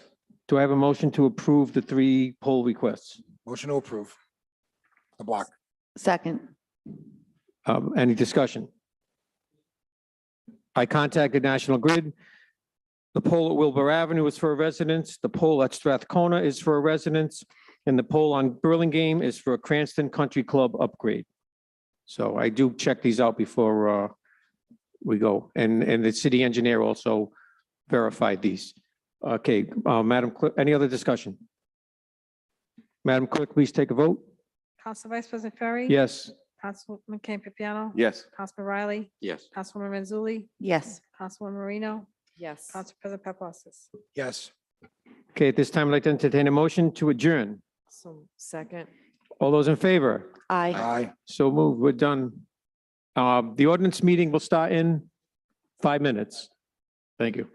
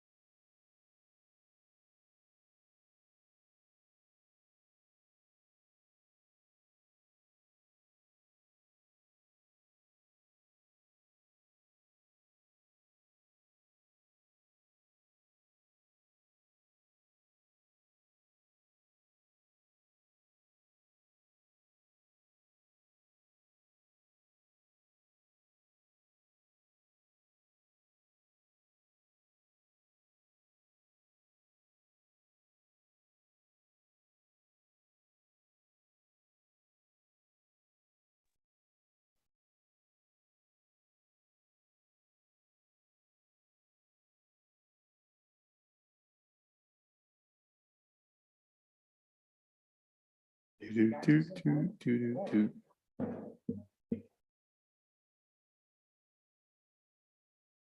Let's go.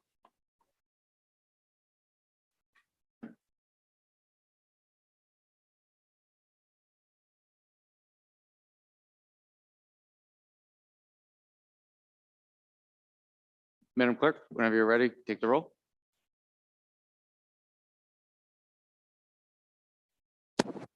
Councilman Riley, Present. Councilwoman Manzulli, Here. Council Vice President Ferry, Present. Councilwoman Vargas, Councilwoman Jermaine, Present. Councilman Campiano, Present. Council President Paplaskas. Present. All right. We're going to continue the approval. Well, can I have a motion to continue the approval of prior meetings minutes? So moved. Second. Second. Any discussion? Seeing none, Madam Clerk, please take the roll. Councilman Riley, Yes. Councilwoman Manzulli, Yes. Council Vice President Ferry, Yes. Councilwoman Jermaine, Yes. Councilman Campiano, Yes. Council President Paplaskas. Yes. All right, first matter, committee business matters carried over. We have ordinance 10-21-03.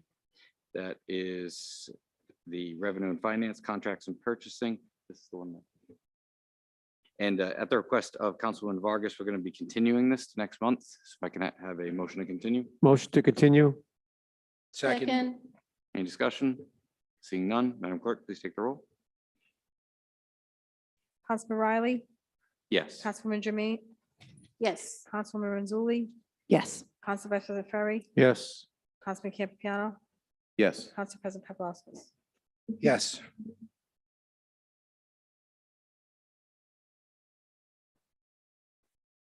And next on the docket is 2-22-02, Buildings and Construction, sponsored by Councilman Donegan, Councilwoman Marino, co-sponsored by Councilwoman Jermaine and Vargas. I will entertain a motion. Motion to approve. Second. And Councilman Donegan, Thank you. Yes. Councilman Papa, I'm Campiano. I will be recusing myself from this discussion. Thank you. Councilman Donegan? Thank you. It was continue to obtain a fiscal note. So I'm wondering if we have a fiscal note. I think it was continued for 2 months. To the administration?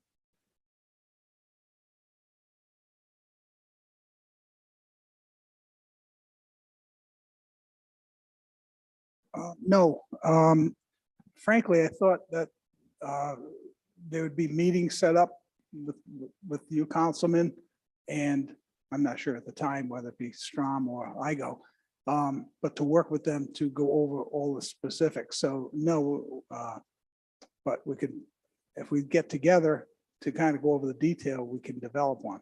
But no, we didn't anticipate having one. We didn't have that expectation that we would prepare, the administration would prepare on our own and a note that you're sponsoring. We thought it'd be collaborative. Okay. I'm more than happy to collaborate on this with anyone that wants to, including the administration. I know that the last time this was discussed, I don't want to put words, attorney or solicitor Verdecki's mouth, but it was, we had to continue it because it needed a fiscal note. Honestly, I did expect that we would have one tonight, but if further conversations are needed, that's fine. Fortunately, it's on summer break, so I've got plenty of time. So I'm happy to set up a time to meet, hopefully next week. We'd have to talk about the timing. I think you know what we're working on some things in finance and IGO is flat out on an extremely high priority matters, but we will try to prioritize it, but with lack of resources, and we don't want him to have a heart attack on us. We need him to in this position. If he gets hit by a bus, the city's in deep trouble. But we recognize the priority. But I have to say, particularly over the next 4 weeks or so, 3 or 4 weeks can be very difficult. that we could take him away from the assignment that he's working on, aside from running the day-to-day operations of the finances of the city. But we recognize that, if you could be understanding. Councilman Perry? I would think that you would also need to coordinate with the inspections department to be attending a meeting like that. Just a suggestion. Oh, absolutely. But I just know kind of hit a stop right there, knowing Igo would be the point guy. But correct, it'd be more than him. Thank you. So Woman Renzulli? Thank you through the chair. This is just a general question that's relevant. What is the actual process for an ordinance for us to get a fiscal note? Does it need to be, because Councilman Donegan expected a fiscal note just to come because we were told we needed a fiscal note. What is the proper procedure to get a fiscal note on any ordinance that we put forward, maybe through an attorney? Yes, Chief Murray. I can go back to my experience. I was in the position of auditor for the city council in my last life, about 8 years ago, 6 years ago. And the council person worked with me to have me the point person to work with at the time, the finance director, to initiate it. So possibly the good idea would be with Mr. DeMayo, perhaps as a suggestion, to spearhead that effort, to be part of this. It's good to have your council auditor as part of this process. I would think it might be a good idea. Thank you. I'll leave this to Councilman Donegan. Did you want to give this another month or move forward? I suppose we don't have much of a choice. So we'll have to continue it again. I'm sorry, I suppose we don't have much of a choice. Would you like to go 1 or 2 months out? Just one. I will entertain a motion to continue this matter 1 month. Motion to continue for a month. Second. Any discussion? Seeing none, Madam Clerk, please take the roll. Councilman Riley? Councilwoman Renzulli? Yes. Council Vice President Ferry? Yes. Councilwoman Jermaine? Yes. Councilman Campiano?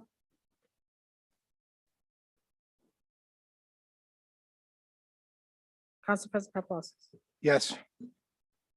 All right, moving on to ordinance 4-22-01, motor vehicles and traffic, crosswalks. This was sponsored by myself.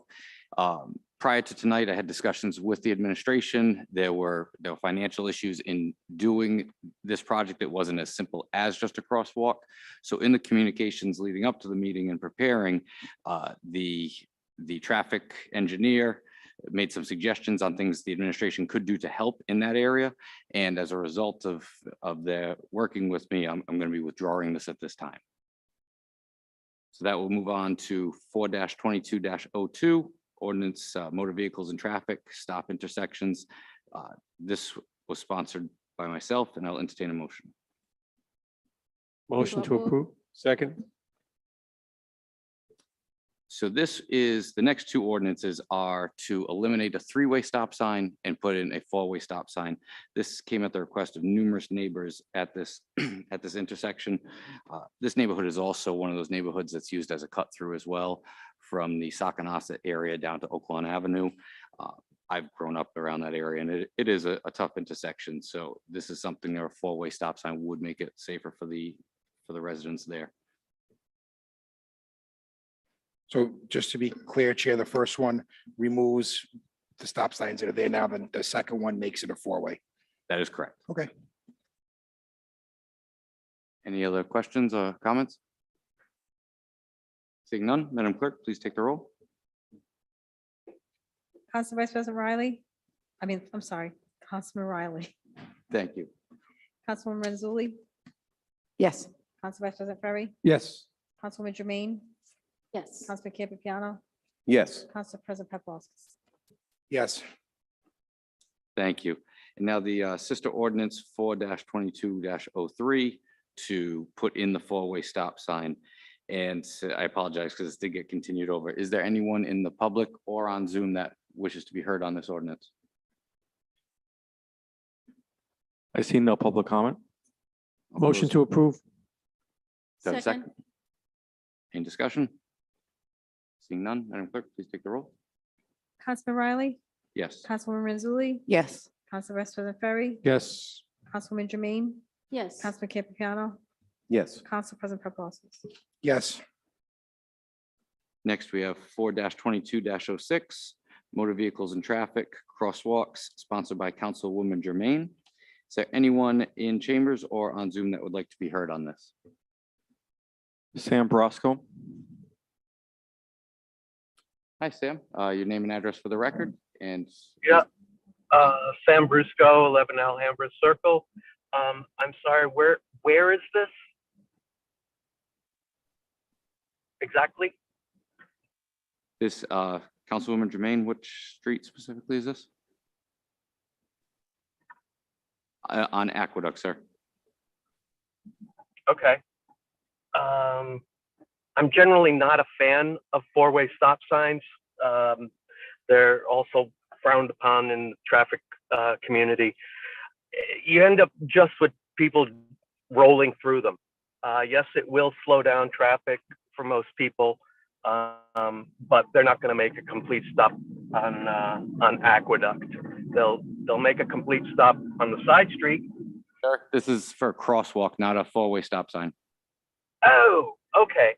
In that case, there are these things called a hawk signal.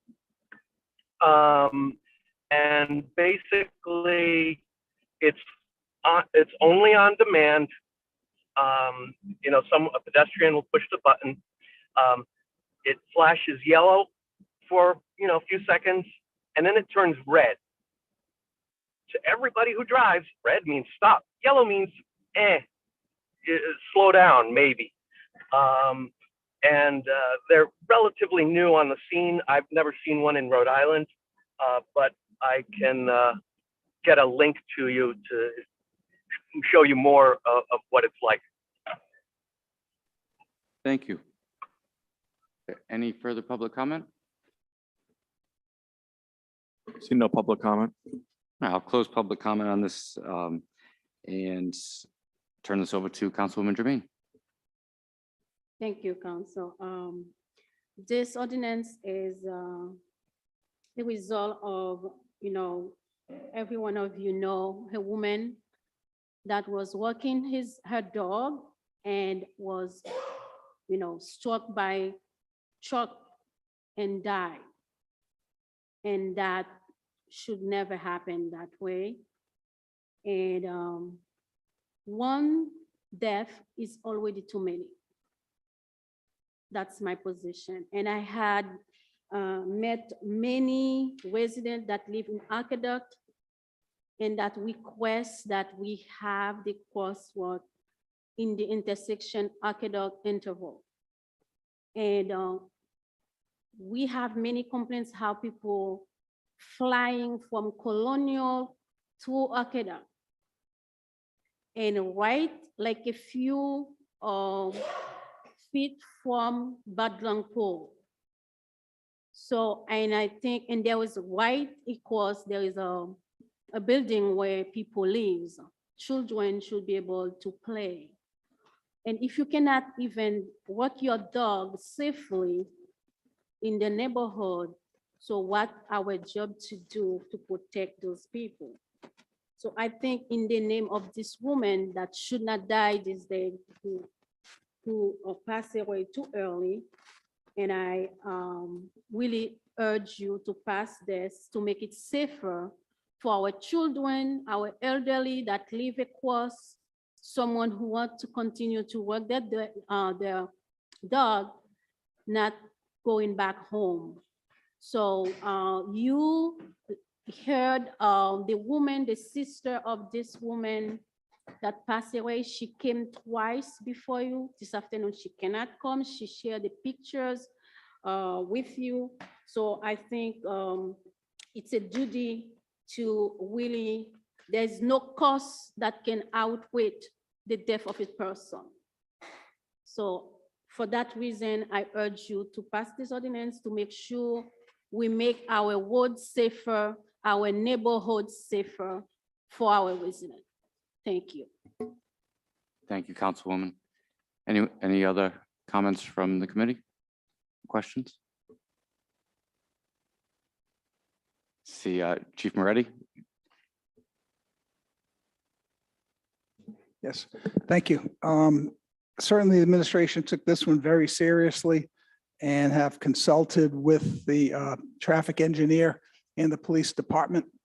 And I just want to let you know their findings. First off, we understand the cost was projected as about $35,000 to install a crosswalk.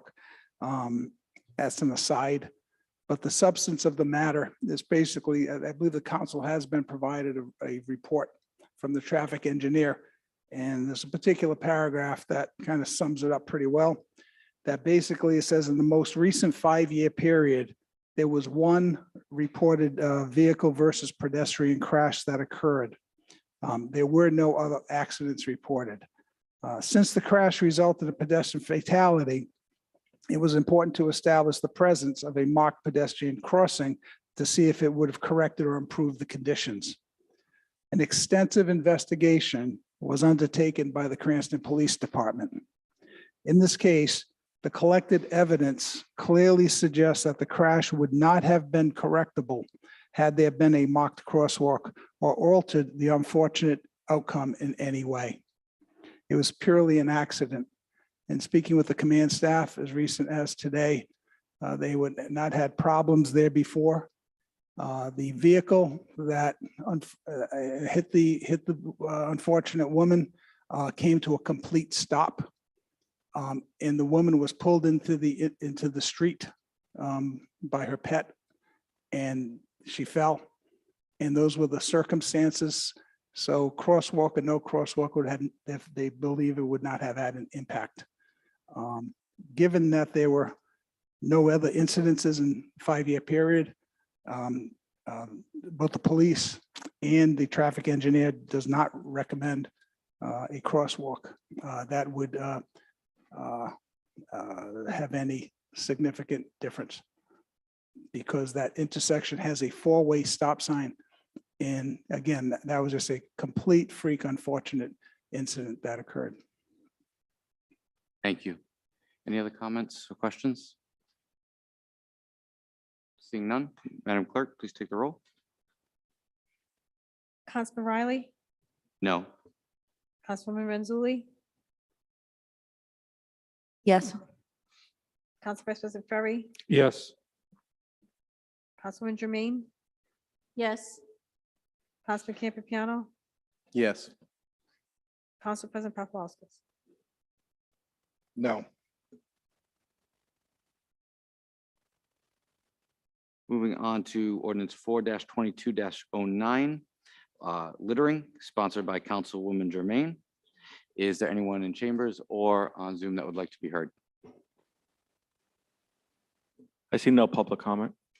Thank you. I'll close public comment at this time. And I could correct that, Sam Brosco. Mr. Brosco? Yeah, it's Brusco, actually, 11 Alhambra Circle. And I should have mentioned earlier that if the city put out a trash bin, a regular trash bin like we all have at our homes, let's say one every 300 feet along major roads, they could be picked up with the regular trash pickup. I don't think we'd have a litter problem at all.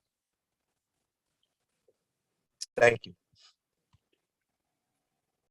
Thank you very much. I'll entertain a motion.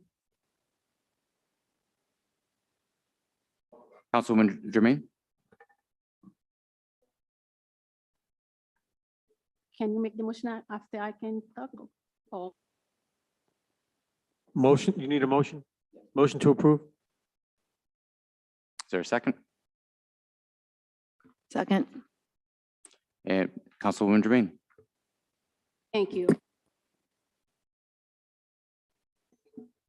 So for this, we discussed it today again. I received a memo from Mr.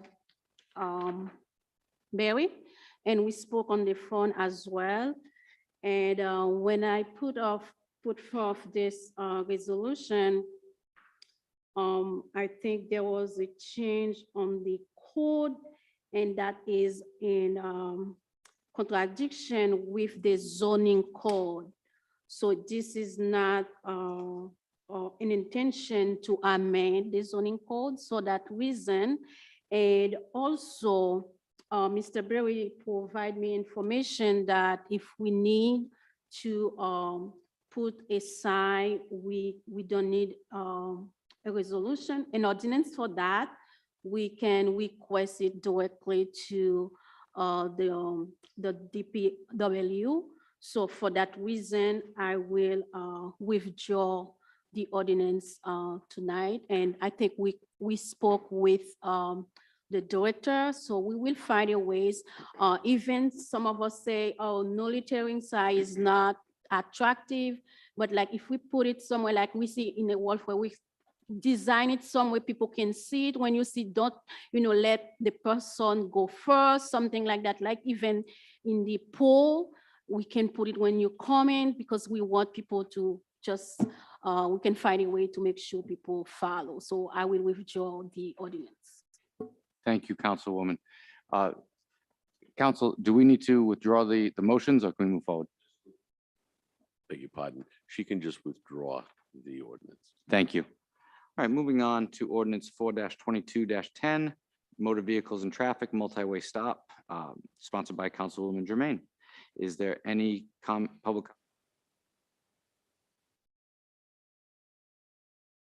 See no public comment. I will close public comment at this time and entertain a motion. Motion to approve. Councilwoman Jermaine? Yes, thank you, Council. This one is, I received requests where this was a 3 ways stop, and people are confused and use it as a 4 ways. And that's create a safety issue. So that's why from resident in this area, Frankfurt Street and Pleasant Street. So I put this ordinance to make it always 4 ways, and then we can know, people know we have the communication there. Say it's a 4 ways, there is no confusion. So I urge your passage tonight. Thank you. Councilwoman Renzulli? Just a question. Does this need to be done similar to one that we had earlier where there's a sister ordinance to it, or no? I'll defer to council on that. If there are if there is signage there presently that controls the intersection, and we're converting it from a 2-way to a 3-way, or a 3-way to a 4-way, yes. In addition to which, I would caution council members that when they draft their own materials, it's not enough to just cite the chapter. You need to cite the section that in this particular case. I mean, I can correct it afterwards, but please, it makes Rose's job just so much more difficult later, because you really need to direct Muni Code, Mr. Chairman, where to put it. So in this case, if that's what we're doing, getting back to your original question, then yes, we need a companion to go with this. Thank you. Yeah, I'll reach out. Councilwoman Jermaine, did you want to continue this a month to make those changes and add the second ordinance? Sure, no problem. Will Councilman Ferry, did you want to withdraw your motion? I withdraw my motion. And Council President Paplaskas, your second? Withdrawn. Saying a motion to continue this 1 month. Motion to continue. Second. Any discussion? Seeing none, Madam Clerk, please take the roll. Councilman Riley, Yes. Councilwoman Renzulli, Yes. Council Vice President Ferry, Yes. Councilwoman Jermaine, Yes. Councilman Campiano, Yes. Council President Paplaskas. Yes. And Councilwoman Jermaine, the next one is that one, Councilwoman Jermaine? The next ordinance is yours. Is that one going to be withdrawn?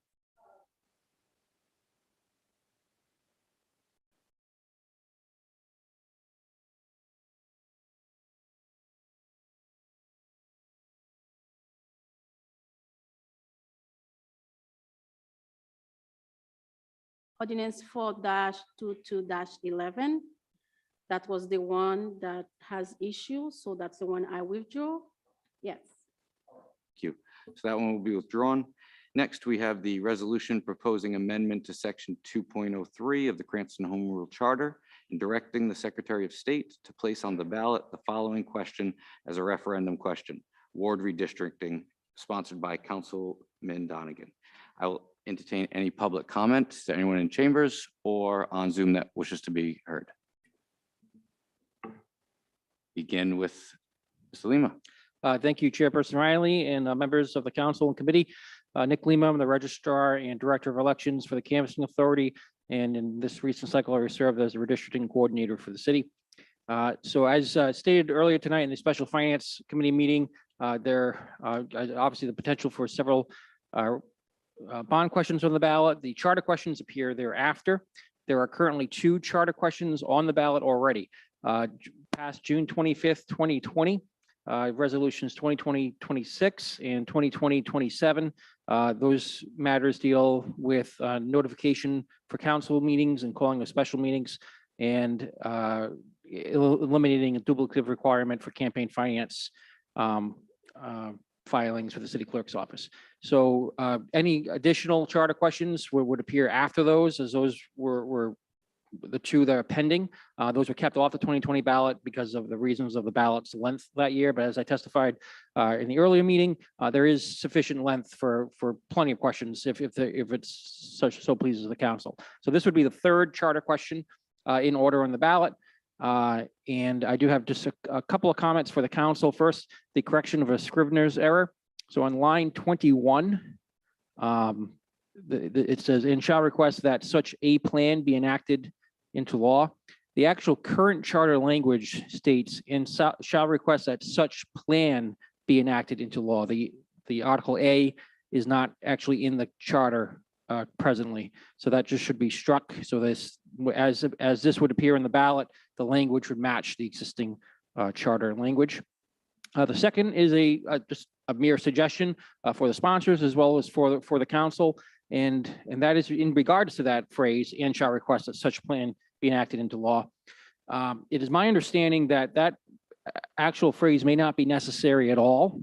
Under the Rhode Island Constitution and some court precedent that I'm not really that qualified to get into or speak to, I can tell you with under authority that the vast majority of cities and towns in the state are not required to go to the General Assembly to have their redistricting process validated or certified. And it's questionable even whether the city of Cranston is required to do so. We've done it because the charter says it. But if the city is going to go through the effort of putting a question on the ballot, it may be a good opportunity to actually strike that language. So, and again, it's just a suggestion. It doesn't really make much difference either way, but "and shall request that such plan be enacted into law" may not be necessary whatsoever and could actually be struck. So I'm just going to put that out there as a suggestion. And the only other thing I wanted to testify to the council, and of course, I'm happy to answer any questions about practicality, is if this were to be approved by the voters, there would need to be some sort of state enabling legislation to go along with it. We as a city don't have the direct authority to compel, for example, the ACI to give us the actual data that would be required to enforce this. I'll give you an example. Present in the recent redistricting process, and even after it concluded, I've made 5 written requests to the state of Rhode Island and their redistricting coordination team from the Reapportionment Commission for the data, so just so the city could have access to it and be able to review it. And as of today, I still have not received that data because they're not compelled in any way to give it to us. And I, just like the State Reapportionment Commission isn't compelled to give it to us, the ACI would certainly be even more difficult to try and get that data. We would have access to census data, which just lets us know how many incarcerated persons there are. But to determine how many non-resident incarcerated persons there are, we would need access to some level of what is considered confidential data regarding the residency of inmates of the ACI at the time of the census, which would be April 1st, 2030, if you're looking at the next round of the process. And in order to get that data, again, I would just suggest to the council that if this were to pass the voters, the clock would begin ticking between now and 2032 to get the General Assembly to pass a corresponding bill that would allow our authority and the Board of Canvassers to conduct redistricting in 10 years with the tools that we need to complete it. Thank you, Mr. Lima. Is there anyone else in chambers that would like to be heard? Thank you. Just name and address for the record. Steve Frias, 107 Garden Hills Drive. I know we've talked about this in the council, like, I don't know, this is the fourth time, so I don't want to repeat myself, and I'll be quick. I know you guys have a long night. So just a few points off the top. I don't see any reason why prisoners should be treated differently than anybody else in the census. There are other people who do not vote that are counted in the census. There are other people who are merely transient that are counted in the census. We have heard arguments that it was gerrymandering. You've heard this before. And yet we don't have evidence of real gerrymandering here because districts that have prison population, they vote Republican, they vote Democrat. Also, the argument that it's somehow racial in some aspect has been rejected by the First Circuit in Boston, and the First Circuit in Boston is not a conservative court. And also the argument that this is violating one person, one vote is incorrect because in Ward 6, which has the prison population, actually has more voters than Ward 3. So now to the substance of this resolution. Number one, I think you're going further than that the state did. The state, when it did the redistricting change, only did for people up to 2 years in the prison. You are going beyond the state. And actually here, you are going to exclude people who are going to be in prison for life. Those people are Cranston residents for the rest of their life, people. It doesn't matter where they once lived before they went to prison. They are Cranston residents forever, and you're not going to count them. If this resolution were to pass and go to the voters and it's passed. Also, if you pass this resolution, it will cause the General Assembly in a few years to say, well, if Cranston doesn't want to count the prison inmates, then we shouldn't count the prison inmates for purposes of General Assembly representation. And this will cause our representation in the General Assembly to decrease. And less representation in the General Assembly for Cranston is a generally bad thing for the city. Also, you know that we do pay services in our we pay taxes to the services for people who are in the prison. So if we are paying for these people to reside here in some capacity, we are entitled to the representation. And lastly, as you heard from Mr. Lima, this is an impractical resolution to put forward at this time. You have to rely on information that is not in our possession that we have requested to get in our possession, which is confidential information where people lived before. We can't get that. He's asked for it 5 different times and he can't get it. So you're going to put forward a resolution, get the voters to approve it, and who knows if we're going to get it. And to get it, Providence got it, but they had to pay the guys. They have to actually pay the consultants $80,000 to implement this thing. So we're going to pay $80,000 for a consultant so we can get this information. I mean, it doesn't make any sense to me economically. It doesn't make any sense to me legally or logically. And for those reasons, I urge you to not vote in favor of this. And remember, in 10 years, this will all come back again with the Charter Review Commission and the council. So I think that was it. There was maybe one other point, but you've had a long evening. I thank you very much. Thank you. Is there anyone else in chambers that wishes to be heard on this matter? Is there anyone on Zoom that wishes to be heard? No public comment. Thank you. I'll close public comment at this time and entertain a motion. I'll make a motion, Chair. I'll make a motion to deny. Do I have a second? Second. Any discussion? I have a question. This is going to cost us money? Is that factual? Could someone say the $80,000 that the last person that spoke brought up? No, I believe he was referring to an example of another municipality chose to But hire. potentially it could, in order to get the information that we need to enact this. I'm not sure. I believe that was the testimony from Providence. They paid a consultant to get the information because the state won't give it to them. Okay. Mr. President? Yeah, I'll just state the reasons why I made the motion to deny. I served on the council back when I went to that First Circuit Court, and we started a redistricting process because of a court opinion, and it ended up not being needed. The city spent money defending itself and won the case. So I don't think we need to do that at this time. There's certainly a process. And even if we did something now, it wouldn't change till 2032. There's another charter review commission will meet. And also the state needs to enact legislation to do this. I think, John, I always say to you, you're a man before your time. It's nothing personal. I appreciate, I vote for a lot of the legislation you put in. I just think this is, a lot of things have to happen to line up. As the registrar stated, we can't get the information anyway. So, this could always go on the ballot at another time. I just think it's not needed at this time. So I'll be voting no. Voting yes, because I made a motion to deny. Thank you. Thank you, Council President. Any further discussion? Councilman Donegan. Thank you, Chairman. I know, with all due respect to Mr. Frias, we've gone back and forth, I think, probably 5 meetings now on this issue.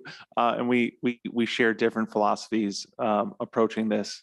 I'm not gonna go back and forth. I would just, I'll just say that I do feel that this, obviously I feel that this violates the inclusion of non-resident incarcerated persons within our redistricting processes. I feel that it does violate the principle of one person, one vote, regardless of actual voter turnout in each ward, because it inflates the population for redistricting purposes in Ward 6. I feel that voters should have a choice on this matter, and if they feel that it shouldn't be approved, then it won't be approved. But I do feel that we should have the opportunity to put it before them. Thank you. Any further comment? Seeing none, Madam Clerk, please take the roll. Councilman Riley, Yes. Councilwoman Renzulli, Yes. Council Vice President Ferry, No. Councilwoman Jermaine, No. Councilman Campiano, Yes. Council President Paplaskas. Yes. Moving on to new matters before the committee. We have 3 ordinances that are being continued, all relative to the zoning regarding the development at Legion Bowl. So those matters are being continued per the Planning Commission. So we'll move on to ordinance 5-22-01 titled Animals, sponsored by Councilman Campo Piano. Is there anyone in chambers? I'm sorry, Council, do we have to take a vote to continue those if they're already notified as that? Yeah, you take a vote. What date did they agree to? Next month? Yeah, I believe we're waiting for the planning commission to act. I think they continued it. So So continue it 30 days, and if they're ready in 30 days, great. If not, you can continue it again, but I would take a vote. And I would indicate in the vote that is with the consent of the applicant.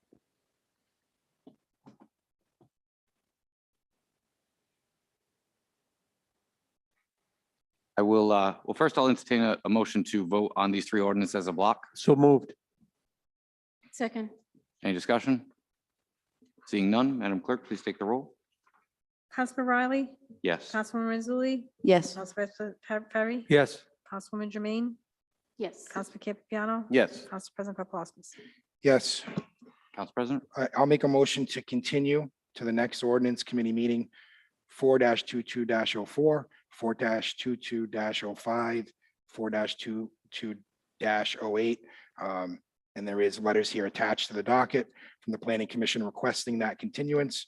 So my motion is to continue the block to next month Do I have a second? Second. and with the applicant's consent for the record. Thank you, Councilman Second. Angel. Thank you. Any discussion? Seeing none, Madam Clerk, please take the roll. Councilman Riley, Yes. Councilwoman Renzulli, Yes. Council Vice President Ferry, Yes.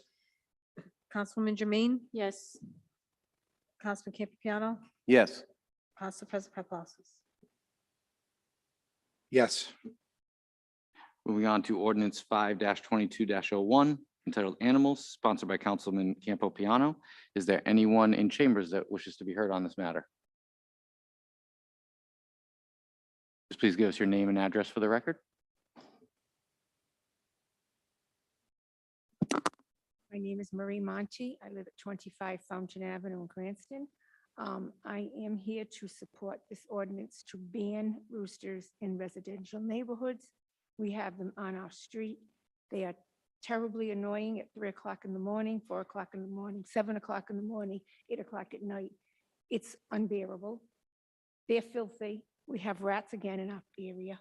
And I want this council to support this ordinance. And I have gotten some signatures of people in my area that also agree that this should pass. Thank you very much. Chair, can I make a motion to make that petition part of the record? Do we have a second? Second. Any discussion? Seeing none, Madam Clerk, please take the roll. Councilman Riley, Yes. Councilwoman Renzulli, Yes. Councilwoman Renzulli, Yes. Council Vice President Ferry, Yes. Councilwoman Jermaine, Excuse me, I'm sorry, we're voting on, To accept the oh, okay, document. yes, yes. Councilman Campiano, Yes. Council President Paplaskas. Yes. All right, and anyone else in chambers that wishes to be heard? Yes, sir. Just please give your name and address for the record.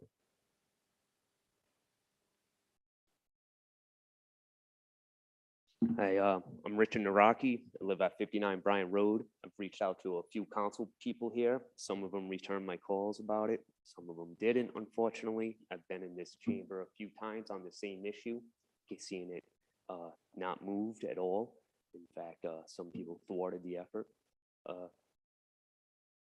I really believe that this is already, if we can talk about the roosters and how annoying they are, and this is true, but I believe this is actually kind of covered in other noise ordinances in the city already. And as a problem presents itself, you go and you say, do we need this ordinance? Yeah, maybe, but there are other ordinances, noise ordinances that I've pulled up that is already within, the Cranston bylaws here. They are regarding whether it's trash removal coming through at certain times, not to disturb the neighbors, so they can't be picking up the garbage. The garbage trucks can't go rolling down your road. If there's barking dogs, you're allowed to call the police, and if you get more than 2 complaints, they have to act on it.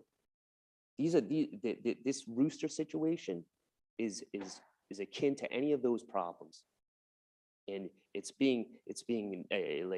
should be already addressed. Now, if you want to write an ordinance, fantastic. But right now, it's already, like I said, I can bring it up here. Or if you give me a second.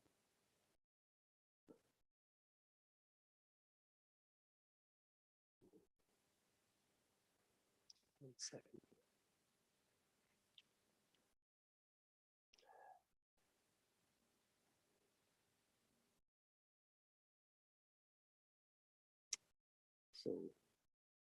There we go. So this is from states like, all formal complaints, and this is in part of the, I forget which, when the code of ordinances, all formal complaints pertaining to noise nuisances made under the provisions of this section shall be made in writing to an animal control officer or any police officer, and no formal complaint shall be taken, and no summons shall be issued for any violations unless there are at least 2 or more formal complaints by witnesses residing in separate domiciles who have signed such a formal complaint, or unless the police or animal control officer are summoned. And this is just for the rationale that there is a disturbance. There is a noise disturbance. I don't care if it's if every morning at 4:45 in the summertime, someone's car alarm's going off. It's akin to that in my neighborhood. It's absolutely ridiculous. And the fact that I've had to come here, this is like my 4th time, and once on Zoom, and it's not being addressed, and we're getting people like that. Nah, well, quoting "right to farm." This has nothing to do with farming. This has to do with their right to own a rooster. Okay, There are ways also to keep that rooster quiet. And if you Google that, how do you keep a rooster quiet? There's little collars you can put on them. I have a right, like, I guess I have a right to own a dog. I don't have a right to have my dog barking all day and all night. I don't have that right. And that person who has a rooster doesn't have that right. So if you're getting complaints from your neighbors, you got to do something about it. It falls on you. And the fact that we're actually here saying no roosters, this is a no-brainer. And I sit here wondering, this is, and it falls into health and safety. Yes, mental health, sleeping. Not everyone wakes up at the crack of dawn. People work odd hours. You don't care. That's what I've seen. That's what I've seen from this council. Okay, that's tough for you. It's tough for your kid. I got a kid at home. Gets up at 6:30 in the morning. He doesn't need to get up at 5. He's got a full day of school and sports. You don't care. Got kids? You want them up at 5? His window's 100 feet from a rooster. Thank you. Try to address it. Yeah. It's not always a problem. That's right. Some people, I didn't get any complaints. I heard council people. Well, you know, good. There's no roosters in your area. There's roosters in mine. There's roosters in other people's. We're coming here. We're pleading. Do something, or at least enforce the current laws, because I don't see that happening either. Nothing. Go, or hey, you know what? That's right. Go call the police. Go put in 2 formal complaints. Do something about it. There's already stuff that's there that should be enforced. And until you get a resolution, I'm going to expect that to be enforced. If you look it up. Try to look bring up it the to a noise. close, okay? Okay, thank you. Thank you, sir. Anyone else in the chamber that would like to be heard? Anyone on Zoom that would like to be heard? No public comment. I'm going to close public comment at this time and entertain a motion. Motion to approve. Second. And Councilman Campopiano. Thank you, Chairman Riley. I wish I could change the name of this ordinance to Respect Your Neighbors Ordinance, because that's exactly what it is. Recently, I've been called out on social media saying that I'm doing this for one person, and that could be no further from the truth. I've got calls from everybody, every ward, with the exception of Ward 6, with people with being disturbed by roosters waking up in the morning and as early as 3, 4 o'clock in the morning. I also got called out because I didn't come up with nowhere for them to go for the roosters. But there are rooster sanctuaries. There's one here in Harrisville, Rhode Island, 7 Acre Woods, that accepts roosters. There's also several in Connecticut. There's also several in Massachusetts.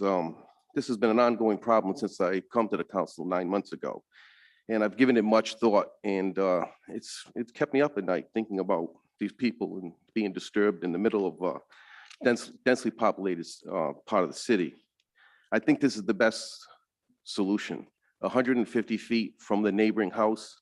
That way there, I mean, you can pace off from a coop to a house. You don't have to worry about a property line. It gives people rights who have the right amount of space to have one. I mean, let's face it, if you wanted to put a tool shed in your backyard and you didn't have the setbacks, you couldn't do it. It's unfortunate, but you just can't do it. And I know from experience, roosters are not noisy, they're also dangerous.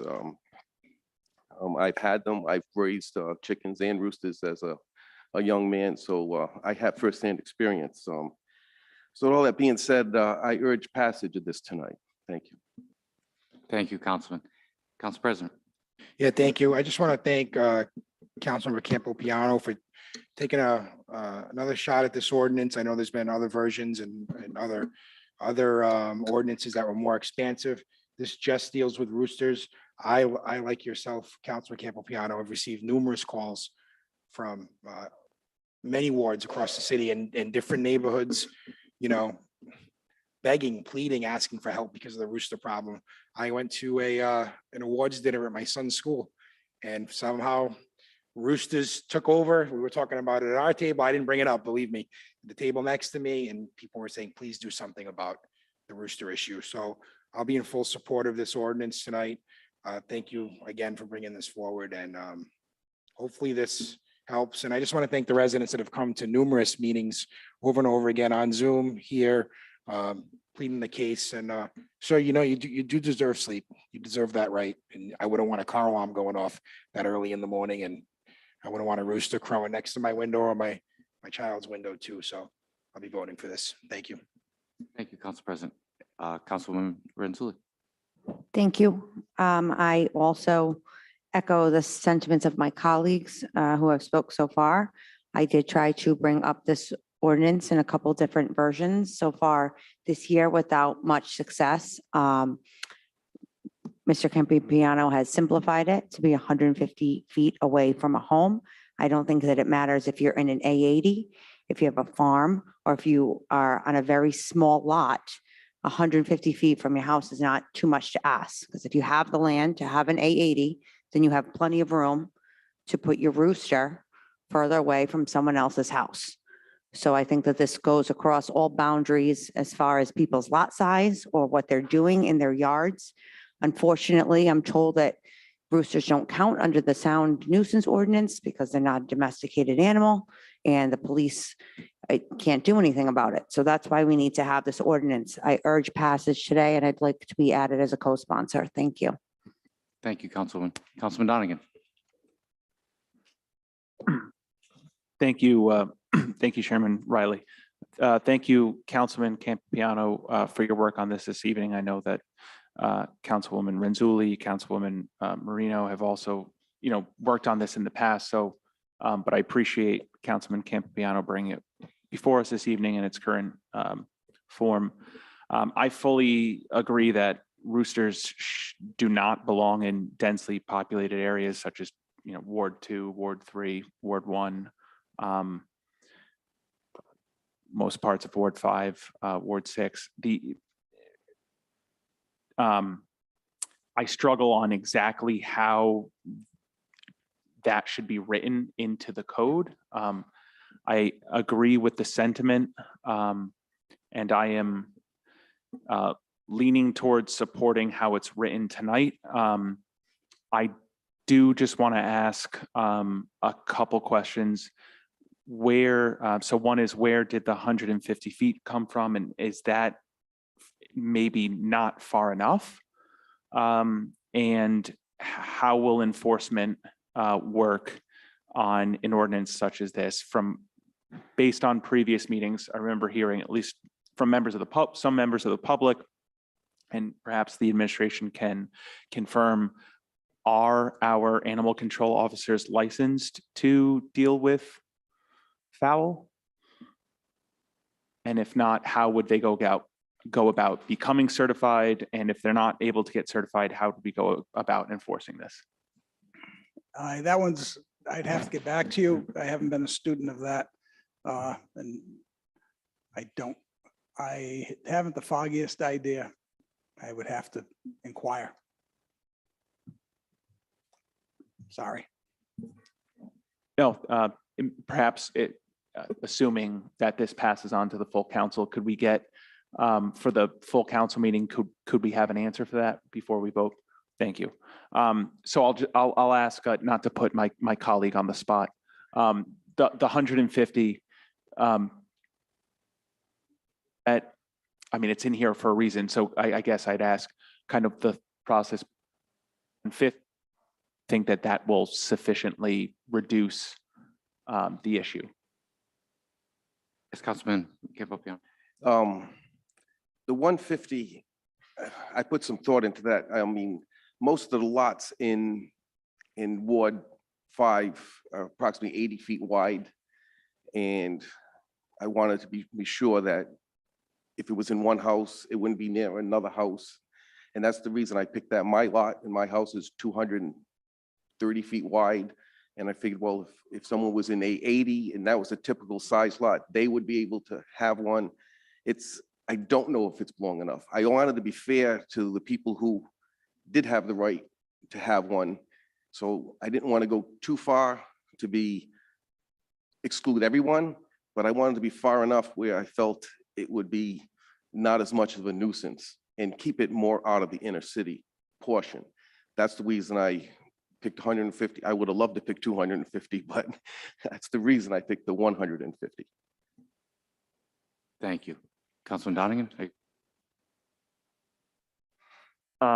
No, no further questions tonight. Thank you. And thank you again, Councilman Kim. Yeah.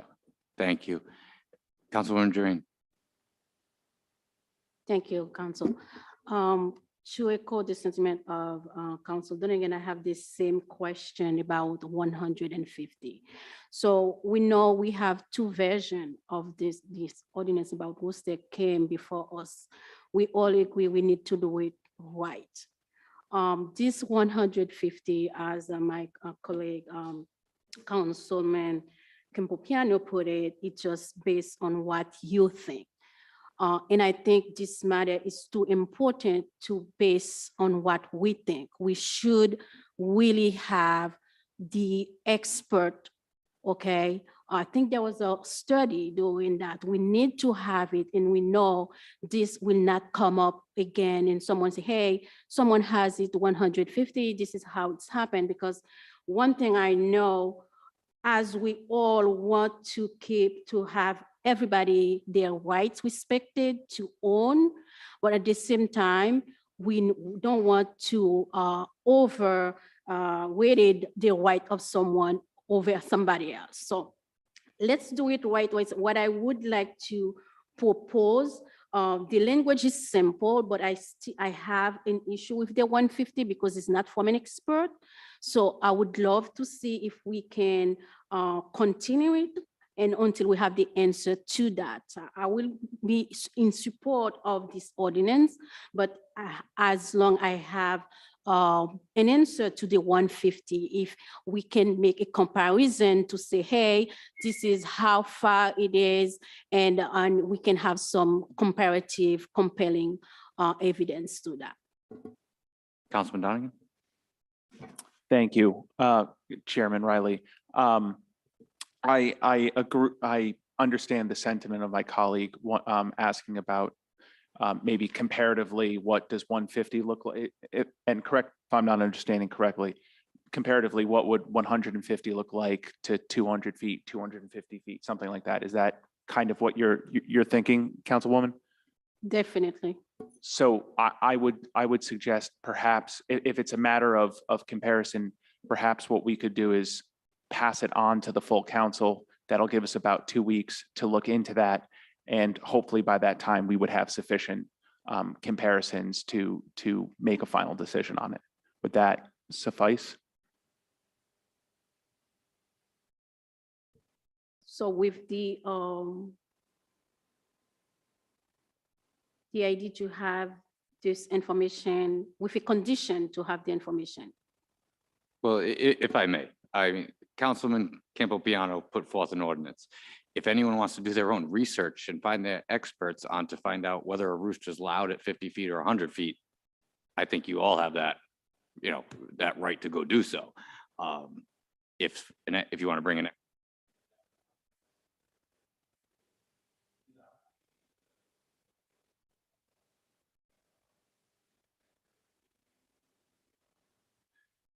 But I think I agree with Councilman Donegan that yes, passing it on and then giving us that time to do that research and find out for ourselves. So I would agree with that as well.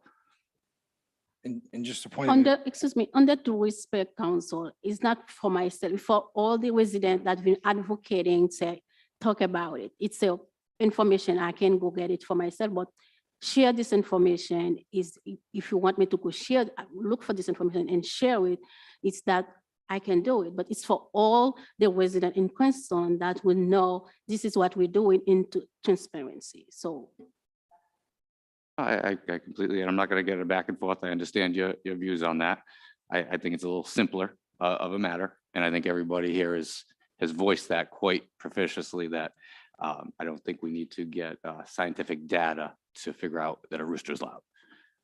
Council President? Yeah, I just wanted to give a point of information too. If the 150 did become law, I mean, we could always adjust it again too, right? There's plenty of ordinances that we've passed over the years that we've had to go back and revisit. So I just want to put that out there too. Thank you. Councilwoman Renzulli.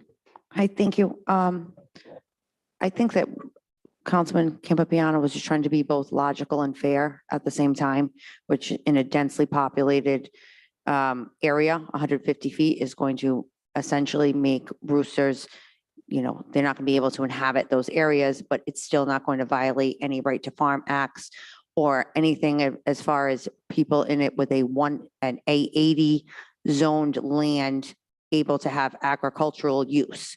Because if we go any further, obviously that would be ideal for the people who have roosters, their neighbors have roosters further away from their house. I'm sure that the rooster is going to be, you know, less heard. I think that's obvious, but then we're going to essentially make ban roosters from the entire city. And I think that's where we had the problem to begin with, that we are, you know, people say they want to have the agricultural use in an A80. Okay, 150 allows that in that zone and it won't allow it in another zone. We can't hire we don't have money to hire experts to come here and talk about roosters. We've been wasting 9 months on roosters. And all we do is talk about finances. Who can afford to hire a rooster sound expert? I've done significant amount of research on this that I've already exhausted how much I get paid to be here. So I don't think that we can hire anyone else to do it. Thank you. All right, at this time, I think everybody's had a comment. If there's no further discussion, I'll have Madam Clerk, please take the roll. Councilman Riley, Yes. Councilwoman Renzulli, Yes. Council Vice President Ferry, Yes. Councilwoman Jermaine, No. Councilman Campiano, Yes. Council President Paplaskas. Yes. All right, moving on to the final ordinance 5-22-2 entitled Motor Vehicles, Traffic Safety for Specific Streets. This is sponsored by Councilwoman Vargas, who is not here right now, but did say that she wants to move this forward. So is there anyone from in chambers or on Zoom that would like to be heard on this ordinance? Marcia F. Yes. Hi, can you hear me? Address for the record, please. It's Marcia Fowler, 35 Milton Ave in Cranston. And I'm just saying that I am in favor of this ordinance. That specific location is a really tight intersection. When cars are parked at the very end of Milton Ave, it's impossible to see oncoming traffic from Park Ave, as well as really difficult to turn onto Milton Ave from Park Ave. This ordinance would increase safety for drivers and pedestrians at that intersection. And I want to thank Councilwoman Vargas for sponsoring this.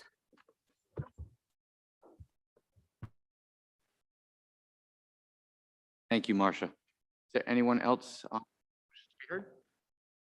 Sam Brusco. Yes, Sam, the floor is yours. Name and address for the record, please. Sam Brusco, 11 Alhambra Circle. Unfortunately, I'm not familiar with this ordinance. Can I get a little rundown? Sorry, this is public comment. This is your opportunity to speak, sir. Okay, well, I'll have to quickly read up on it then. Thank you. Is there any further public comment? See no public comment. I'll close public comment at this time, and I will entertain a motion. Motion to approve. Do I have a second? Second. Council President? Yeah, I know it's a late night and it's just a traffic ordinance. I just want to comment that this road, if you go down Milton Avenue, Faith Fields at the end, I used to coach T-ball at Cranston East Little League when Aiden and Sophia were smaller. And it is very difficult to pull out on the Park Avenue. So I'll certainly be in favor of this ordinance. Thank you. Chief Murdy? I don't know if this is accurate, but I was told that there's already state statute on the books that covers 30 feet to an intersection where there'd be no parking. So I don't know if it needs to be done, if it's redundant. Any Council? State statutes control state roads. We're regulating a road in Cranston. Okay. So that's my position. Thank you. Any further discussion? Seeing none, Madam Clerk, please take the roll. Councilman Riley, Yes. Councilwoman Renzulli. Yes. Council President Ferry, Yes. Councilwoman Jermaine, Yes. Councilman Campagnano, Yes. Council President Paplaskas. Yes. And I'll entertain a motion to adjourn. So moved. Second. Any objection? None. All in favor? Aye. Aye.